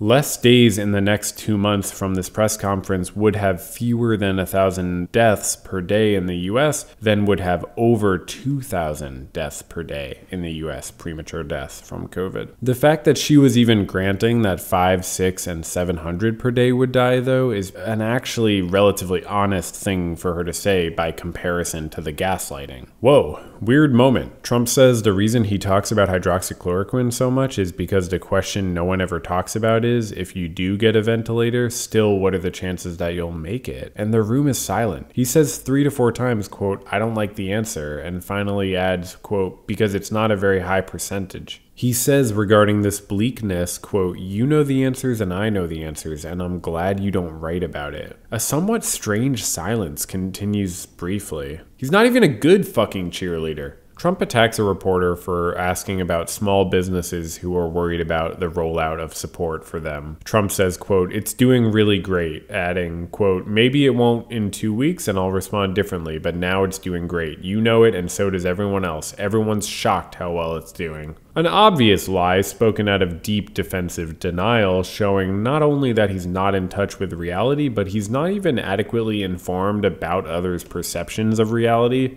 meaning he doesn't understand people are reacting with anger, desperation, and frustration, not shocked approval. He admits, frankly, we're going to be going through something, quote, "horrendous," which would have been nice to hear, a month ago when he had plenty of information leading to that. And he adds, quote, "It's not going to be a good-looking situation." But he says, quote, "We'll keep you abreast." The next day is Sunday, April 5th, and the boy is back out in front of the podium saying, quote, "We have to reach a certain point, and that point is going to be a horrific point in terms of death. But it's also a point at which things are going to start changing. We're getting very close to that level right now, and the next week and a half, 2 weeks are going to be, I think they're going to be very difficult." He likes sharing the statistic of 151 countries being affected, I assume because it feels to him like he's dispersing responsibility, even though it doesn't do that at all. It's now 183 countries also, and he still mentions his friend who didn't know we had that many countries, a grossly offensively irrelevant point that does nothing but show what an anti-intellectual friend he has. He denies he's, quote, "promoting hydroxychloroquine," though he said he would take it himself just yesterday from the podium. He says, quote, "All I'm doing is saying," end quote, "I want to save lives." I suppose abstract verbs like promote are beyond his limited understanding. Like a cheating boyfriend saying, "I wasn't cheating on you, I was just having sexual intercourse with another person without your permission." He says hydroxychloroquine might even work preventatively and adds only CNN would ask that question, and says fake news twice. Remember, he would come to announce about 5 weeks later that he'd been taking this medication for a week and a half preventatively, or so we're led to believe at least. He says the doctors on the task force and him are, quote, "proud of a lot of people for doing social distancing." Quote, "The American people are doing a better job than anyone would have thought possible." It seems like this is the same error in thinking that influenced him saying on Tuesday that he wouldn't have reacted any faster to the pandemic if he wasn't being impeached. He seems to lack the ability to understand when he's insultingly implying that expectations are low, even when they apply to him. He also said yesterday about the small business plan rollout, quote, "Everyone's shocked how well it's doing." Today, you have to wonder whether he means that Americans are doing a better job compared to everyone else, or whether he does in fact mean that Americans are doing well compared to very low expectations of us. He is asked about being so close to Pence right now and other times, and the risk of issues with continuity of leadership were they both to get sick at the same time. Trump jokes in reply that he stands next to Pence, but he doesn't breathe. Ha! It's an interesting tactic to make a joke. It shuts down the question in a sort of charming way that's still 100% dismisses the reasonable concerns of the person asking the question. Then he says oil tariffs would be good for U.S. industry in his pronunciation. So by the way, really quick, just about this whole oil thing going on at the time of this press conference, to give you a little bit of context about it. This whole dispute started the month prior when OPEC told Russia to cut production by 1.5% of world supply. Russia said no because they saw the U.S. ramping up shale export filling that hole, and OPEC and major non-OPEC providers ended a 3-year partnership. Saudi Arabia already absorbed cuts to try to keep Russia involved. So I'm understanding that Russia saw Saudi Arabia asking them to cut production as acting on the bidding of the US, I guess? Such complicated relationships between countries, it's pandemonium. I don't understand it all, but it does come up a lot because it was going on at this time. Anyway, about the stay-at-home orders required for COVID mitigation at the time, Trump says, quote, "Can you believe we're talking about our country getting our country open?" Yeah, man, it's cray, but we actually can believe it. A reporter asks if infrastructure work could get done as people aren't driving, and Trump goes on about bad construction techniques, like goes on and on about it. Then when the reporter repeats the question because it didn't get answered in any capacity, Trump says people won't be off the streets very long. In saying how we need to appreciate the medical people doing the work, he says he doesn't care about appreciation for himself, which we've heard before. Quote, "Me you can forget about. I actually mean it." What's that expression? Like they doth protest too much or something? Yeah, this would never have to be said if it was true. About him not wearing a mask on stage right now, he says it would be, quote, "awkward." Dr. Fauci says anywhere from 25 to 50% of people may have COVID and be asymptomatic. Then a reporter asks Dr. Fauci about hydroxychloroquine, and Trump interjects, saying that reporters asked that, quote, 15 times, and says Dr. Fauci doesn't have to answer it. Dr. Fauci looks uncomfortable and doesn't answer it. Remember, the next 2 months would bring quite an empirical dampening of the spirits about the potential for this medication to be a miracle solution to COVID. The next reporter gets so far as to ask, quote, "On the equipment issue, records show that federal agencies do not begin," and Trump cuts him off and says, quote, "Oh, stop it, who are you with?" The reporter says AP and continues to question, and Trump makes a face and says to Pence or someone off camera, quote, "That's another beautiful one." Then he holds out both hands and interrupts again with this classic buying time phrase. Quote, "Are you ready? Are you ready? Let me just answer your question because I know exactly, same question you ask all the time. Ready? They have done an unbelievable job in delivering for the Associated Press, which is, not so great. Not like it used to be. The people that you're looking at, FEMA, the military, what they've done is a miracle. What they've done is a miracle. And getting all this stuff, what they've done for the states is incredible. And you should be thanking them for what they've done, not always asking wise guy questions." Yeah, so just to be clear, the wise guy question was, quote, "On the equipment issue, records show that federal agencies do not begin." And then that was all he got out. Satisfied, the president says, "Thank you very much, everybody," and turns and leaves. Thank you. Press conference over. Dr. Fauci gives Admiral Giroir a brotherly shoulder squeeze on the way out. Yeah, we're all tense. Trump ended a press conference 4 or so press conferences ago with the same chastising tone. I guess that raises questions like, does the frustrated mood that results in chastising just get too overwhelming and make him not want to do the press conference anymore? Because he's clearly ending it on a whim whenever he wants. Or is it just that the chastising sort of represents the underlying mood that really just doesn't come out until it's fully blossomed, until just before he's finished, when he's worn down by critical journalists? Pretty tense and temperamental daddy today, not a lot of patience on his end. Well, the next day is Monday and Boris Johnson is in the intensive care unit over in England. So the White House press briefing starts with a question about that. Trump says, quote, "I found Boris to be a fantastic person."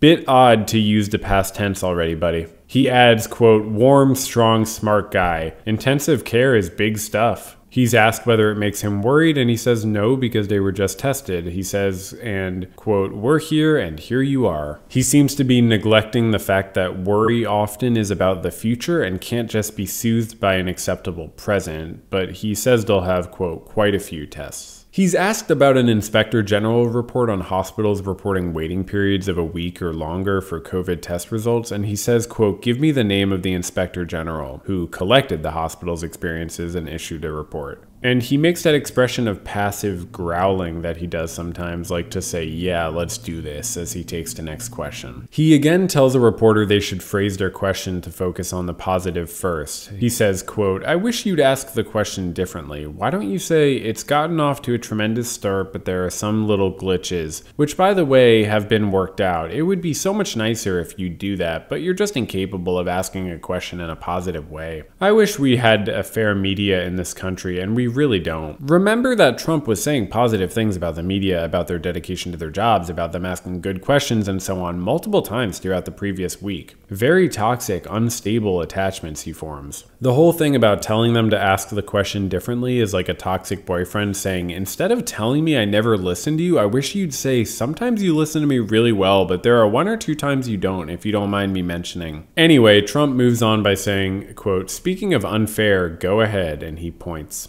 He's in a bad mood today. The next reporter asks about the day's news of a Navy secretary calling Captain Crozier stupid and naive for Crozier's attempt to write a letter to his superiors to get them to agree to him letting most of his crew of almost 5,000 Navy soldiers go ashore to prevent an outbreak of COVID. Trump says he's, quote, "heard very good things about both gentlemen." He says he, quote, "may get involved." He says, quote, "I'm good, believe it or not, at settling arguments." Almost certainly thinking of his time hosting The Apprentice. He calls the rebuke of Captain Crozier a rough statement, but adds, quote, "letters should not be sent unclassified," because he says it, quote, "shows weakness." That's his least favorite quality to display. He says, quote, "we don't want to be doing writing letters. We don't want to have letter writing campaigns." But Trump says, quote, "I don't want to destroy somebody for having a bad day." Okay, does that make sense? Yeah, honestly it does, because as much as Trump hates 5-page letters, he more so hates going against a Navy captain who got kicked off his ship to cheering crowds of sailors. The next report starts their question with an initial clause regarding the task force having said this past weekend that the next 2 weeks will be a difficult time for our country, and Trump interrupts, quote, "it will be a difficult week and a half." Wow. Keep in mind that 1,000 to 2,500 Americans would die prematurely almost every single day from this viral disease in the month after this press conference. Every single day. Premature deaths numbering between 1 and 2,500. Keep that in mind when you consider his equivocation of 2 weeks of difficult times to a week and a half. Plus, in the month after this press conference, well over 20 million Americans got laid off from work, which is also, quote, difficult. And then the reporter continues to the question about states without stay-at-home orders, and Trump says, quote, "we do have a constitutional problem," adding, "it's a double-edged sword." He explains, quote, "it's a constitution, you can say federalist, you can say there's lots of different reasons where I would rather have the governors do it, make their own determination. They're smaller, not in all cases, but sort of they're smaller cases, but I'm not sure 100% that Dr. Fauci said that, but you can ask him, he graciously permits." He invites Dr. Fauci up to the mic, probably having seen Twitter's significant reaction to last night's hydroxy interruption. Dr. Fauci says he talked to Nebraska and Iowa and says they're functionally in the same spot as states with official stay-at-home orders. In his answer to whether we'll be able to get back to normal before a vaccine, Dr. Fauci gives a good long response about different degrees of change, and at one point speaks in passing to how we'll never fully be back to normal since, quote, "the threat is there." Once he's done, Trump takes the mic and ends up saying, quote, "I think we could get more than back to normal from an economic standpoint, actually be better, more than back to normal. But I would agree that I would love to see a vaccine," he says, playing like he's involved in any real agreement or adult discourse at all. But he'd, quote, "immediately love to see a therapeutic," he says, while making wide unclasped pincers with his hands. He's asked if Boris was wrong to not take COVID seriously when a month ago he said he'd shaken hands with the patients at a hospital, and Trump essentially says, well, that's how Boris felt because it was an earlier time. Boris was one of the, quote, ride it out people. Trump explains, adding, quote, "he made a decision very quickly thereafter to do what he did." Interesting, as if an action happening quickly or reactively makes up for it having been delayed based on a feeling or intuition. The next reporter asks about OPEC meeting on Thursday and the announcement that they'll cut production if the US does. Trump says, "You're the first one that's told me that. I don't know. We'll have to make that decision. Maybe we will, maybe we won't, but we'll have to make that decision." He provides himself some nice wiggle room. Then he says something completely idiotic. Quote, "I think the cuts are automatic. If you're a believer in markets, I can guarantee you there's there's a cut from pre this condition. No, dude, we're talking about production cuts, not revenue cuts, okay? He goes on, quote, look, this happened because of the virus. But yeah, that doesn't address the question though, buddy, because whatever the cause of the decreased demand is down, cuts need to be made to production. If the US makes cuts, it's easier for Russia, OPEC countries, and probably a lot of other countries to make more decreased cuts in their own production. The US oil companies likely don't want to make cuts, and word has it they may have some influence in DC. I could be wrong about some of these details though, so whatever. Nonetheless, Trump immediately continues, quote, the virus knocked out 40%. It went down in 1 hour. I mean, literally, when places close up, you're talking about a 40% cut. Actually, no, that's not the kind of cut we're talking about, dude. He goes on, quote, no, I think it's happening automatically, but no one's asked me that question. How could he possibly not have been made aware that OPEC and Russia were going to want US oil production cuts when I myself already knew about this already for like 2 days by now based on public reporting? It's so obvious. He goes on, quote, we'll see what happens. I'll let you know Thursday evening, he says with a smirk. The reporter tries to clarify but gets nothing further. Trump is asked about whether he agrees with Georgia's governor reopening the beaches, and he says he'll have to look at how crowded it would be, the numbers, etc. He says, quote, right now it's very early for beaches in Georgia, so right now very early, so I'll take a look at it. And I noticed a slight but noticeable reaction from Admiral Brett Giroir behind him, who's the Assistant Secretary for Health. I immediately knew from Admiral Giroir's reaction, very minor reaction, that he was from the Deep South, and that he flinched because April is not at all very early for beaches in Georgia. Sure enough, I just looked it up. Louisiana native.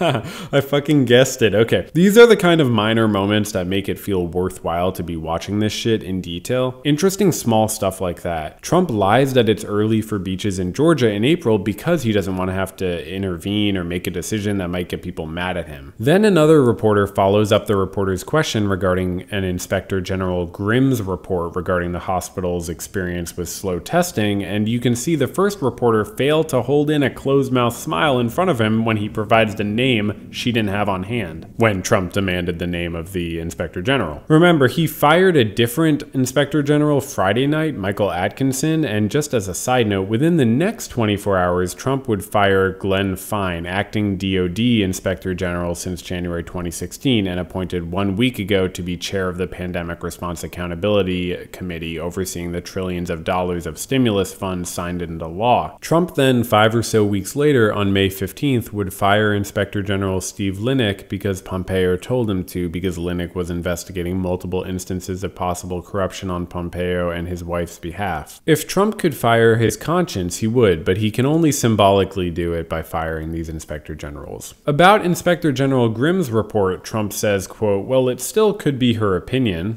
Well, that's just like your opinion, man. From the podium at the White House, he stands there and says that it could just be an Inspector General's opinion that hospitals are reporting delays in testing for COVID. He's not even bold enough to give his opinion about what he calls her opinion. He just is satisfied to call it an opinion, or imply it might be, and leave it there. That's the extent of his bravery. But hey, it was just Boris's feeling that they'd be able to, quote, ride it out, right? And it's just Trump's feeling that a mask would be awkward on him, right? And it's just the Inspector General Grimm's opinion that the hospitals in our country are reporting testing delays. The president lives in a world without truth, falsity, conviction, or determined statements, and assumes others do too. He frantically asks, quote, when was she appointed? When was she appointed? The journalist isn't sure, but online I find that Inspector General Grimm was appointed just a few months ago in January 2020. Trump says, quote, I have to know now. He actually says those words. He doesn't have to know. I mean, there's no reason to answer the question he would have to know when the Inspector General was reported. It's a question about delays in testing. He goes on to say, quote, let me know now because other nations are calling us wanting to know about our testing. Let me know when she was appointed. Bit of a gamble for the lad. Other nations may be calling about our testing and our hospitals might be reporting testing delays, you fucking illogical, dangerous numbskull. Then he cuts off follow-ups from this guy and the first reporter on this issue by saying, quote, "Thank you very much," and going on to the next question. Sharp observers may notice that the president did not in fact respond to the IG report, didn't admit to having not seen it, didn't allow it to be explained to him so he could give it an adequate reply, just immediately assumed it was issued by the deep state. So after he shrugged it off, first based on the reporter not knowing the Inspector General's name, and second based on the reporter not knowing when the Inspector General was confirmed. So yeah, he just shrugged it off, first based on the reporter not knowing the IG's name, and second based on the reporter not knowing when the IG was confirmed. Millions of American viewers watching are not entitled to a response to the IG report about our community's hospitals because the reporters can't immediately tell the president when the IG who submitted the report was confirmed. Seems like his first attempt to shrug this question off was fully effective, but the second incarnation of the question almost made him respond to the report, so he was feeling a little more vulnerable in between his normal sense of feeling victorious as he moved on. He points to the next reporter. The reporter is an Asian American woman, and after he answers her question about cooperation with China, with COVID and stuff, Trump asks her, quote, "Who are you working for, China?" Which is extremely racist, obviously. He asks her if her organization is, quote, "owned by China. Is it owned by the state?" Bit of a gamble from the podium again, one would think. The reporter says, quote, "No, it's not. It's a privately owned company." And he says, quote, "Okay, good. Okay, look." So that's his second failed character attack in a row if you're counting at home. He says, quote, "I'll let you know. I'll give you a good answer to that in a few months. I want to see what they do. Because it's time for them to help us. Okay, it's time right now for China to help us. And hopefully they do. And if they don't, that's okay too." Such a masculine lack of reliance Daddy has. He goes on, quote, "But we signed a deal. It was signed in with great goodwill and spirit, and it's time that our farmers benefited, our manufacturers benefited." Oh, I guess this question is about not just COVID, but it's like, the trade deal with China and stuff. Trump says, quote, "And we'll see whether or not that deal is honored, and I think it will be, because I know President Xi, who I like and respect." Keep in mind, Trump was leading the campaign to call COVID the China virus, and was publicly doing so just recently before this press conference. It's his strange duality with China, but he needs this trade deal to not fall through just before Election Day, and you damn well know that China knows that. Then that other reporter cuts in and says what I looked up, that Inspector General Grimm was appointed in January of this year, and Trump says, quote, "Okay, we're gonna look at it," and goes to the next reporter. That's it. That's all we get after the two denials of the question about an Inspector General's report on issues hospitals are having. Quote, "We're gonna look at it." Now that's not what I call leadership. The next reporter is the first one that asked this question and starts, quote, "I know you don't want to talk about the IG report, but testing is a big issue in this country. When can hospitals expect to receive a quick turnaround?" Trump cuts in, quote, "Are you ready? Are you ready? Hospitals can do their own testing also. States can do their own testing. States are supposed to be doing testing. Hospitals are supposed to be doing testing. Do you understand that? We're the federal government. Listen." And then immediately he literally word for word says this, quote, "We're the federal government. We're not supposed to stand on the street corners doing testing." Who the fuck is he explaining that to? He was asked, when can hospitals expect to receive equipped turnaround? Explaining something obvious, let alone irrelevant, is a power move, and it implies an insult. But what accountability is he vulnerable to? The motherfucker was just impeached, and his minions didn't remove him, so what else could happen? Then Admiral Giroir speaks and admits there was some delay in testing, going into talking about the specific testing machines, and then, oh shit, it comes out that IG Grimm served in the Obama administration actually as well, and Trump goes full vindication mode and gets very righteous, calling the reporter who told him only of the IG's January 2020 appointment, without mentioning Grimm's earlier public service, a, quote, disgrace. Trump concludes strikingly with, quote, "You will never make it." Character attack landed on IG Grimm and the reporter as a bonus. Why did the president tell a reporter at a White House press briefing during a global pandemic that they would never make it? Good question. Because, silly, the reporter asked about an Inspector General's report on hospitals with low testing capacity and didn't mention that the Inspector General also served during the president's predecessor's term prior to being appointed during the president's himself's term several months ago. Duh. He still still shaking his head when the Admiral takes the mic again to talk about ventilators. Soon Trump is talking again, saying that reprise about, quote, inheriting a broken system. Seems he was activated by thoughts of Obama. Think of how easily he was just triggered. Couldn't even answer to the IG report. He says, quote, they gave us empty cupboards. You've heard the expression. The cupboard was bare. Okay. Frankly, I haven't heard that expression, but okay, he's an older lad. He references the George W. Bush quote from years ago, trending yesterday morning regarding a pandemic threat, and says that, quote, the previous administrations, with a huge accent on the S, quote, didn't do anything about it. He repeats the thing about a governor asking for 1,000 ventilators, getting 10,000 ventilators, and then saying that they didn't get enough, which he's mentioned many times, but I can't recall he's ever once said who the governor was. In a very genuine moment, Dr. Burke speaks about the human toll and says, quote, my grandchild of 10 months had a fever of 105 this weekend. I'm the doctor, and I couldn't get there. I mean,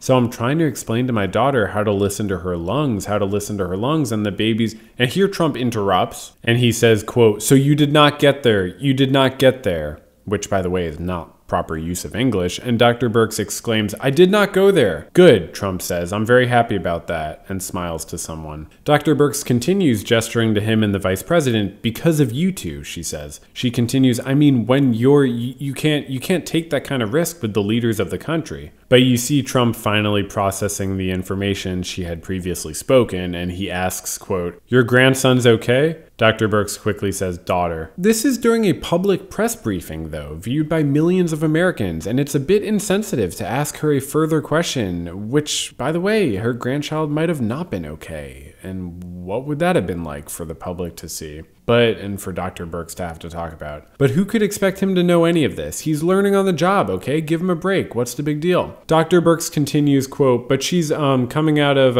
and Trump cuts in, that's a lot of temperature, 105, which is also not proper English. Yes, she replies. He ruined the touching moment of Dr. Birx self-disclosing because he doesn't know how to process information in a reasonable amount of time. She goes on, quote, but that's just an illustration. I know you all are making sacrifices, and I guess I want everyone to take this seriously. Soon, Trump's calling Senator Schumer a, quote, disgrace, seemingly with the word stuck in his head from having just used it against a reporter. Trump says part of the reason he does these press conferences is to cancel out the, quote, fake news by having admirals and other, quote, talent on stage, and Mike Pence, who he says, quote, gets along with people better than I do. It's quite true, I'm sure. Pence is a consummate politician, there can't be a doubt. It's nice when Trump shows a degree of self-awareness. He goes on, quote, Mike can put up with things that sometimes I say it's amazing that he can put up with it. Trump knows on some level he has no distress tolerance, but probably doesn't realize the extent to which this inhibits his ability to focus and process new information, and he certainly doesn't realize how this affects others. The OAN reporter, who is still the only one standing in the aisle, asks about the administration's current actions against drug cartels in Latin America. Trump says, Latin America?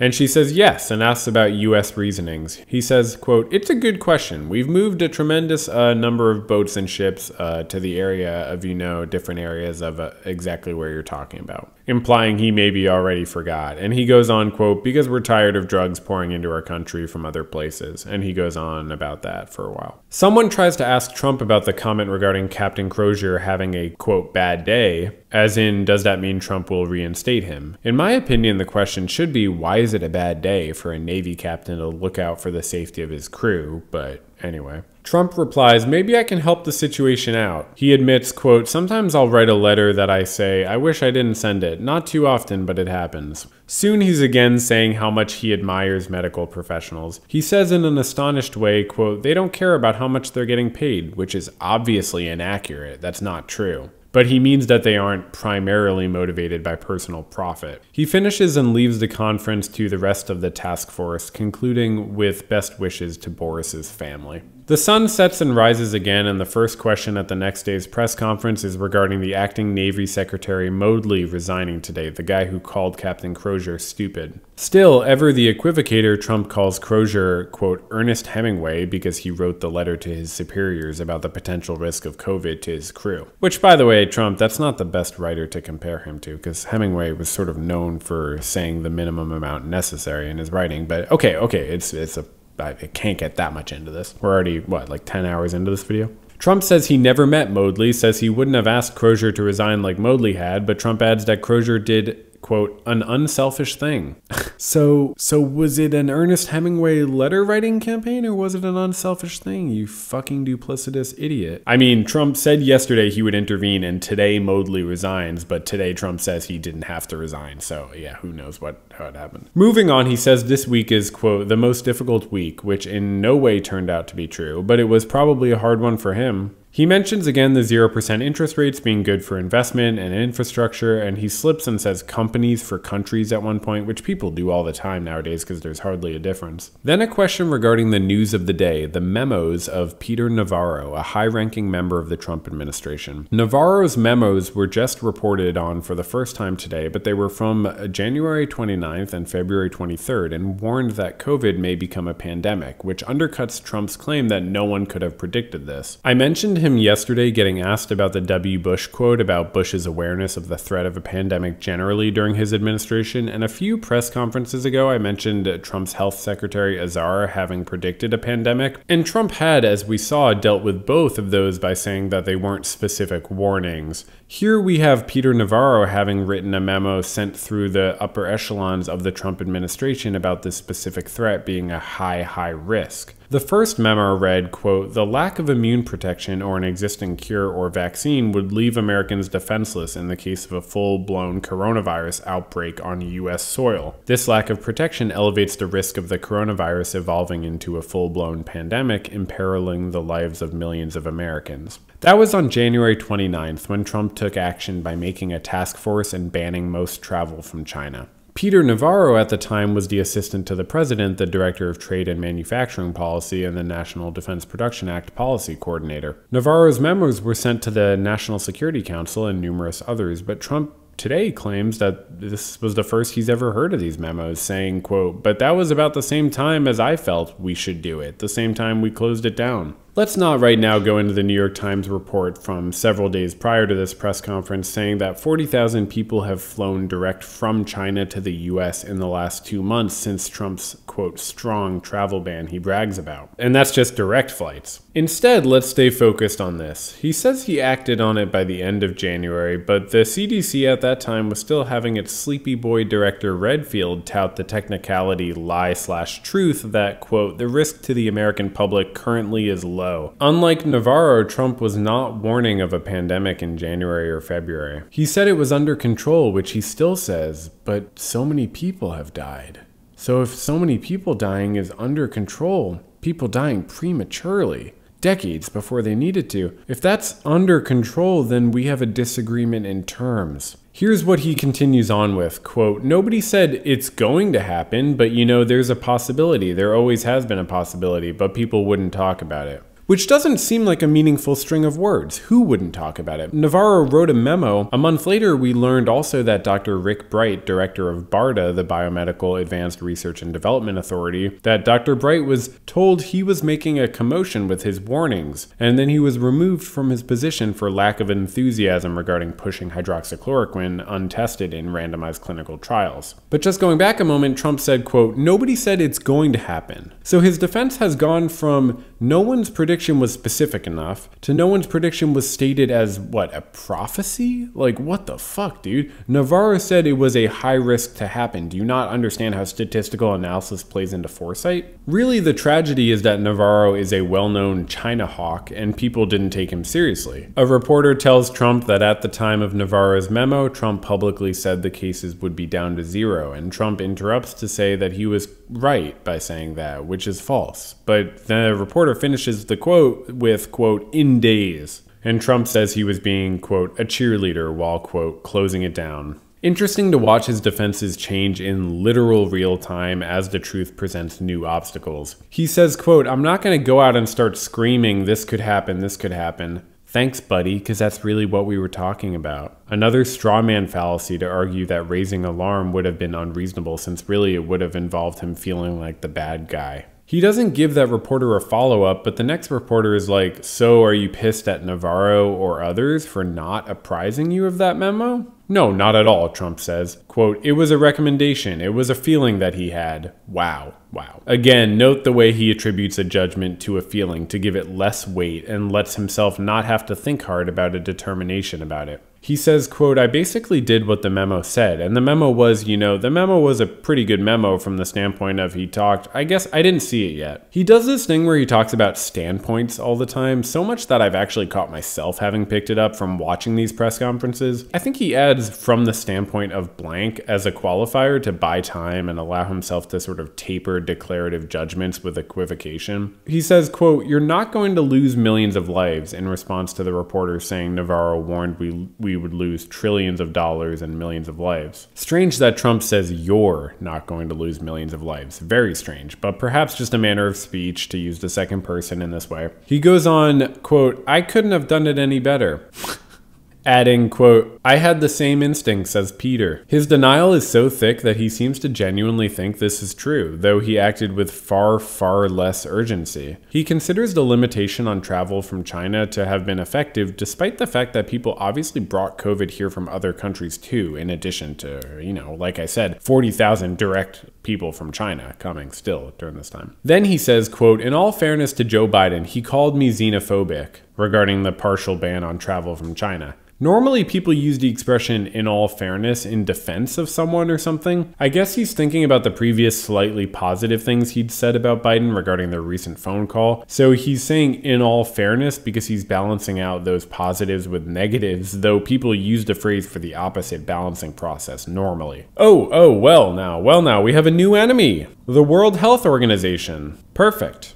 They apparently didn't support the partial China ban at the time, according to Trump. He says, quote, "We will look at ending funding." During the worst global pandemic in a century, a Reuters special investigation a month later would report that in late January, during a 2-day Beijing visit with a delegation that included 2 Americans, WHO Director General Tedros got an agreement from and cooperation with China's leadership and was too, quote, "effusive" with his praise of China afterwards because he was worried about the risk of China not cooperating with international investigators. Obviously, he and his advisors understood it would cause political problems for him to be like this, but he made that, quote, "calculation." An anonymous White House official told Reuters that WHO repeatedly failed to acknowledge the growing threat of COVID-19 and China's role in the spread of the virus. A mistake the WHO certainly made was tweeting on January 14th that China had found, quote, "no clear evidence of human-to-human transmission." That was premature, big time. It is true, though, that a different WHO expert said the same day that human-to-human transmission may be occurring. And a week later, after getting permission from China to send another mission there, since the WHO has no right to enter countries without being given permission, the WHO reported evidence of human-to-human transmission. That was a week later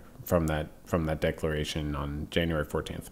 2 months later, when Trump and Tedros spoke over the phone, quote, "nothing was raised on the funding issue," the WHO said in a statement. Reuters reports, quote, "in response to accusations that the WHO was too close to China, the director of the WHO responded, quote, "we're close to every nation." Now look, there's obviously more to this story, and I can't relay all of it here, but that's a chunk of it. I had to step outside of the press conference to get this information because rarely are such specifics discussed. By the way, a month after this press conference, the Trump administration announced they'd restore partial funding to the WHO, agreeing to pay the amount China's paying, which is approximately a tenth of what the US was contributing before. To me, this is petty and selfish, but that's just my opinion, man. The US also threatened to make these cuts lasting. But anyway, back to the press conference a week into April of last year. A reporter asks about what the administration is doing regarding the issue of African Americans being affected at 3 or 4 times the rate of white people by COVID, and Trump says yes, that's an issue and they're on it. Now he's justifying having said COVID was just like the flu by saying the Spanish flu was a flu and that was terrible, but that's not what he meant when he said this previously. And this is an extremely, extremely good example of gaslighting if you still don't understand what it is.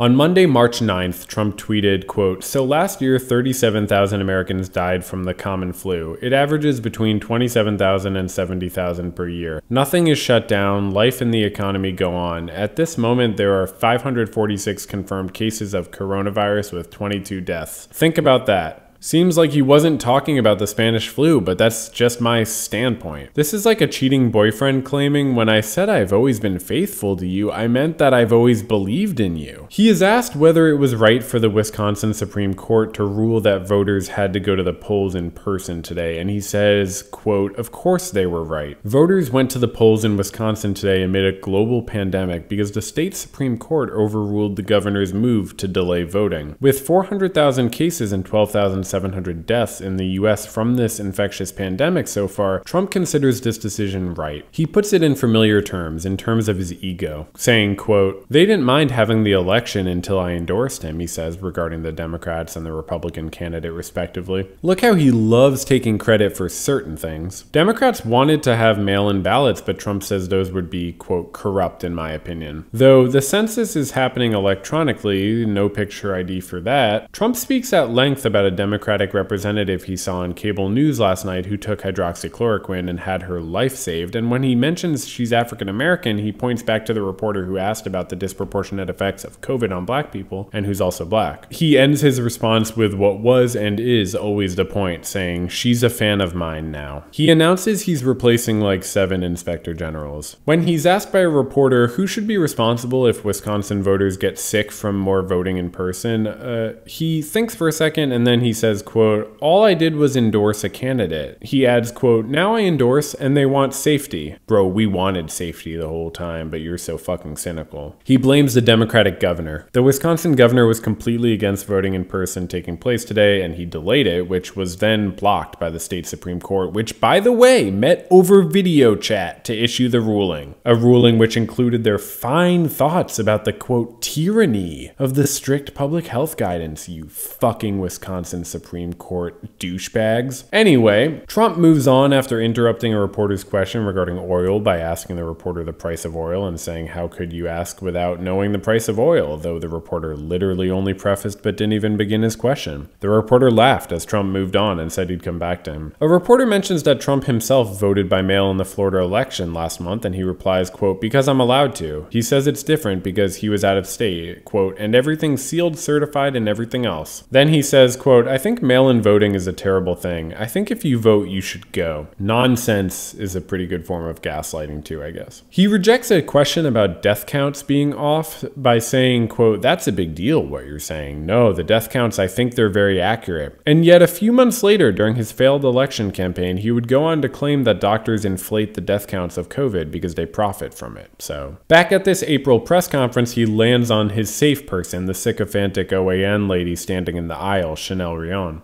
So she's in the aisle because she was the one reporter taken out of the rotation for seats due to breaking social distancing rules in that room on 2 occasions. But then, since safety is this administration's top priority, she was invited back personally by Stephanie Grisham, the White House press secretary, who perhaps coincidentally stepped out of that position today and is now back to being Melania's chief of staff. Chanel asks from the aisle about a payroll relief tax and asks if there are, quote, "opticals to that," stumbling to try to say obstacles. Aw, but she's doing her best. At least she's no longer asking about neglected fetuses or Latin American drug trafficking, obvious far-right buzz issues. Trump responds about the payroll relief tax saying, quote, "The Democrats are stopping it." Chanel literally asks, quote, "What are their reasons?" Just setting the table for propaganda daddy to explain the Democrats to her. Then Trump mentions he doesn't like what's happening with COVID in African American communities and says, quote, "We're going to have some very good statistics, Tony, I think, over the next couple of days," referring to Dr. Fauci, and who knows what statistics. And he leaves, handing Pence the mic and hunching a slow walk off the little stage and out the door. And wouldn't you know it, soon enough it's Wednesday and there's another press conference. Regarding US testing of COVID, the president says in today's briefing, quote, "You saw exponentially more than anyone by far." Kind of a misuse of exponentially, huh? Is it not? I mean, this would be a normal arithmetic difference in scale of testing. I think. I could be wrong. But he probably heard smart people use the word exponentially and he thinks it means big. Like terrifically or something. As he goes on to talk about the Tennessee Valley Authority being highly overpaid, it's clear that Trump's trying to have a good time here today. He's in a good mood. He says, quote, "I've been waiting for someone to ask me that. It's been bothering me for a long time too. Go ahead," he says, then allowing a reporter to ask if he's considering his son Donald's joke that he might pardon the very recent star Joe Exotic from the Netflix series Tiger King that everyone's tweeting about. Trump has a good time replying, joking that the reporter is recommending a pardon and is gonna get in trouble with the other reporters. This honestly to me is the likable side of Trump, his jokey but not body teasing, his lighthearted approach, his enjoyment of the moment. It's sort of electrifying. Like, it must be admitted that he makes himself the center of attention so effectively that it almost feels gratifying to provide him the sustained attention that he seeks. And it's almost like in moments like this with his joking, he's sort of like passing on a little piece of his privilege and saying, hey, I know this is all really serious, but you know, we're allowed to just joke around and stuff. Just be cool with me, please. But he has such a complicated relationship to being the star though, because his natural ineptitude limits the positivity of the attention he can get. He's not stupid enough to be completely fooled by his yes men, because his yes men aren't professional actors, and he's been a laughing stock on both coasts for decades. He couldn't get a US bank to give him a loan for years and so on. So you know he's dimly aware of the fact that becoming president hasn't actually changed the overwhelmingly dominant cultural hot take on him, you know, being an adult. Ultimately though, even his lighthearted and likable side unfortunately isn't funny from the podium at the White House during a global pandemic, because the weight of the moment makes focusing on him insufferable. Then Dr. Birx comes to say the model is shifting to lower, quote, mortality regarding numbers of deaths of Americans predicted. I assume she's still referring to the 100 to 200,000 deaths model. Trump says, quote, we will have a very good chance to beat that very substantially. What a stupid thing to say. A month later, we already had 80,297 premature deaths in the United States from COVID. And of course, there have been 500,000 more preventable premature deaths here in the year since then. And that was foreseeable.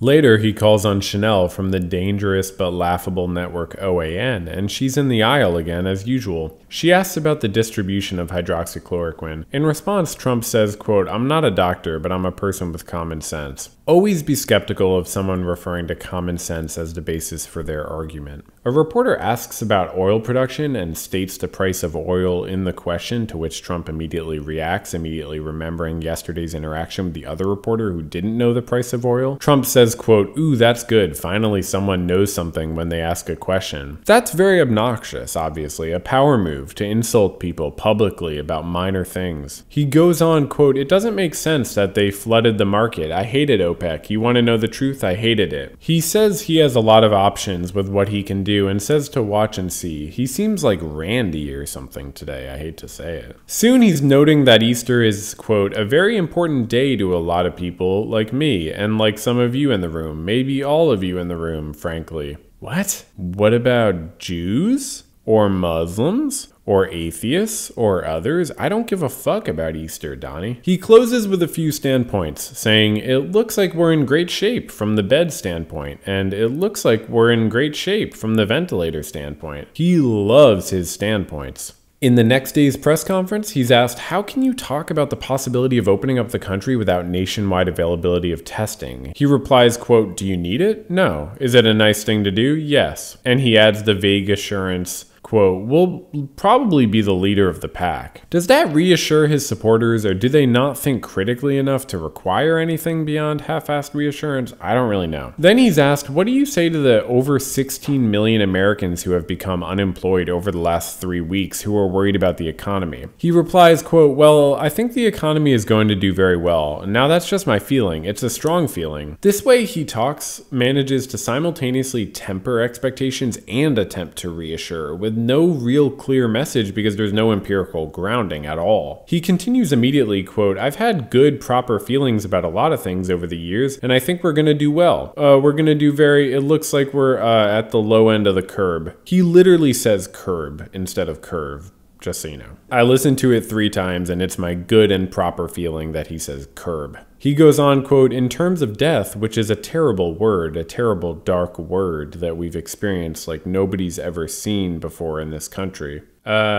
Yeah, death is a word, man. Okay, it's about time I say this. I just want to momentarily say one thing because I'm not sure that I've said this and it's important that it's in here as my perspective. I want to make it clear that the roughly 600,000 Americans who have died so far, like at the time I'm posting this video, from this novel virus, are obviously in addition to the normal number of people dying. And even if there were less people dying for a little bit from other things like car accidents, which I'm not so sure about it all adding up to a net decrease increase and so on. That's far too utilitarian of a view to take. This isn't the number of shark attacks per year, okay? This is hundreds of thousands of deaths of people who would have lived another 5, 10, 20 or more years. And people who often took no risk greater than living in a home with someone, who took no risk greater than spending time with a friend, who took no risk greater than going to the grocery store and shaking hands by accident with a friend who took blah, blah, blah, blah, blah, blah. I just want to make it clear where I stand, okay? Some of these deaths have not been preventable, I'm sure. But at a certain point, it is fair to ask whether the response has been so incompetently prioritized and egocentric that there have actually been many, many preventable premature deaths. I don't know, but I want to make it clear that I take terrible issue with the political right's attempts to discount the death toll by focusing on other causes of death, and I do believe liberals do this a lot as well, because no one wants to feel this pain. But you can't compare, okay? We can't go back to our regular lives until we can do it safely. And I know, look, people have already done it for months now, but we can't potentially just continue to kill never-ending amounts of people who are vulnerable. We need to not kill innocent people with our negligence and pretend it's determinism.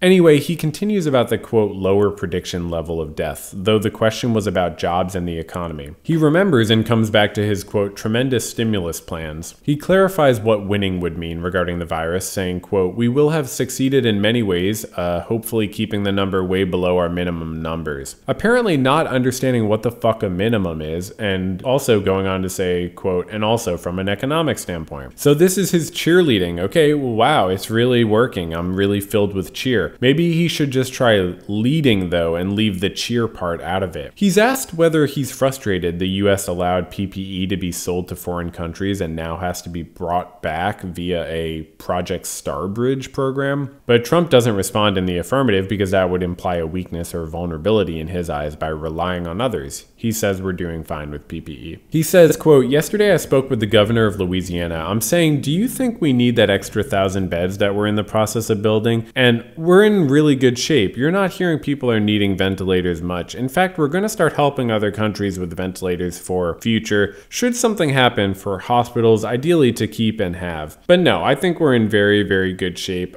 We have calls with governors all the time, and the governor's in very good shape now. We have helped. We have sent billions and billions and billions of dollars between ventilators, equipment, protective equipment, masks. We have 500 million masks coming," he says, switching from donations to purchases as if without noticing. Notice how the only actual concrete figure in all that, if you don't count, quote, billions and billions and billions of dollars, is the figure 500 million, which is regarding a donation the US is receiving, not making. That's him switching from hubris to the realism of dependence, because the only concrete reality is that we aren't prepared, no matter what he says. And if you will, by the way, maybe you already noticed this, but please notice that he never even said what the fuck John Bel Edwards, the governor of Louisiana, replied when Trump asked him if they were going to still need, quote, that extra 1,000 beds that we're in the process of building. And let's just hear that one more time. The quote was, "I'm saying, do you think we need that extra 1,000 beds that we're in the process of building? And we are in really good shape. You're not hearing people are needing ventilators much." So he just says,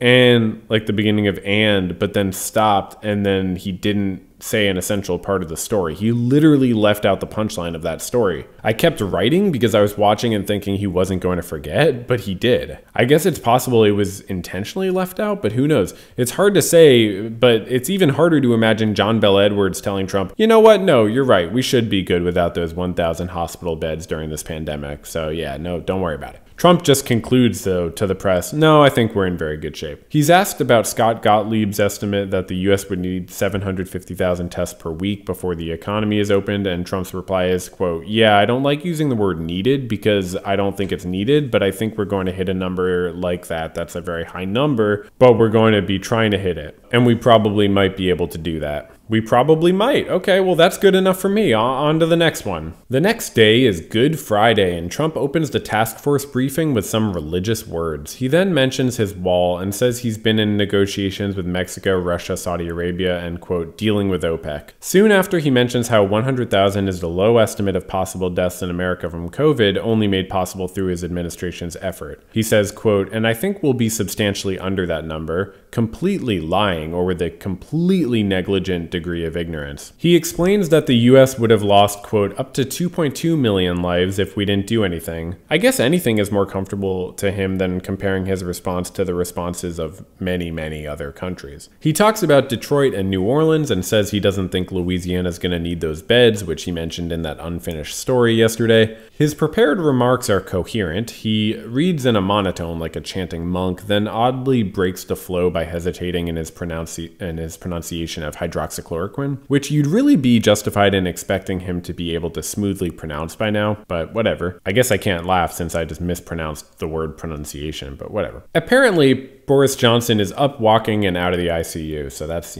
good. For COVID, Trump uses the metaphor of a, quote, monster that, quote, worked its horrible, horrible spell, to go back to that mythologizing. He starts, quote, with Deborah Birx, Dr. Birx. He's getting smarter regarding respecting her title that he could never in a million years earn. Soon enough, Trump starts with the Q&A and starts by saying, quote, okay, it's Good Friday, let's be nice, let's be real nice. Then he points to the first reporter who asks him to clarify the offer to Mexico regarding the oil production cuts. At first, Trump adds no information, says the reporter is, quote, too young to remember the last time oil prices were this low, repeats, quote, I've hated OPEC, says, quote, Mexico didn't agree, yet to this, meaning they didn't agree to this cut yet, and adds, quote, I agreed to pick up some of the slack. What a guy. He goes on to say they're gonna, quote, make it up to us at a later date. It could be in a different form. Oh, okay, so I guess it's like how they're paying for the unnecessary wall at the border. Trump says the US will cut 250 to 300,000 barrels to make up for Mexico's lack of a cut. Oh, okay, he hadn't made that clear during the opening statements at all, actually. Good thing they asked him. He says, quote, environmental cleanliness is at its all-time best right now, which is hard to imagine as grounded in fact. I don't know how that could be true.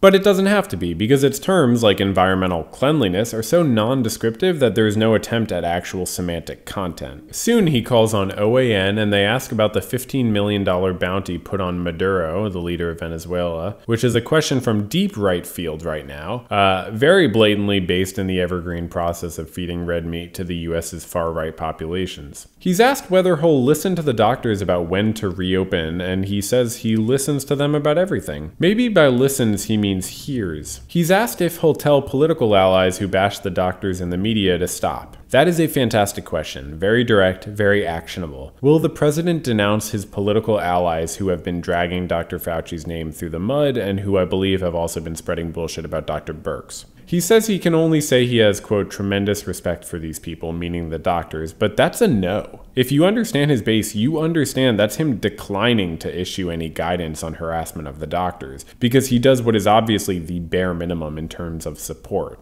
Trump says, quote, I will certainly listen if the doctors say not to open the country back up and cancel the stay-at-home orders on May 1st of last year. But then he adds, quote, I will listen to them very carefully, though.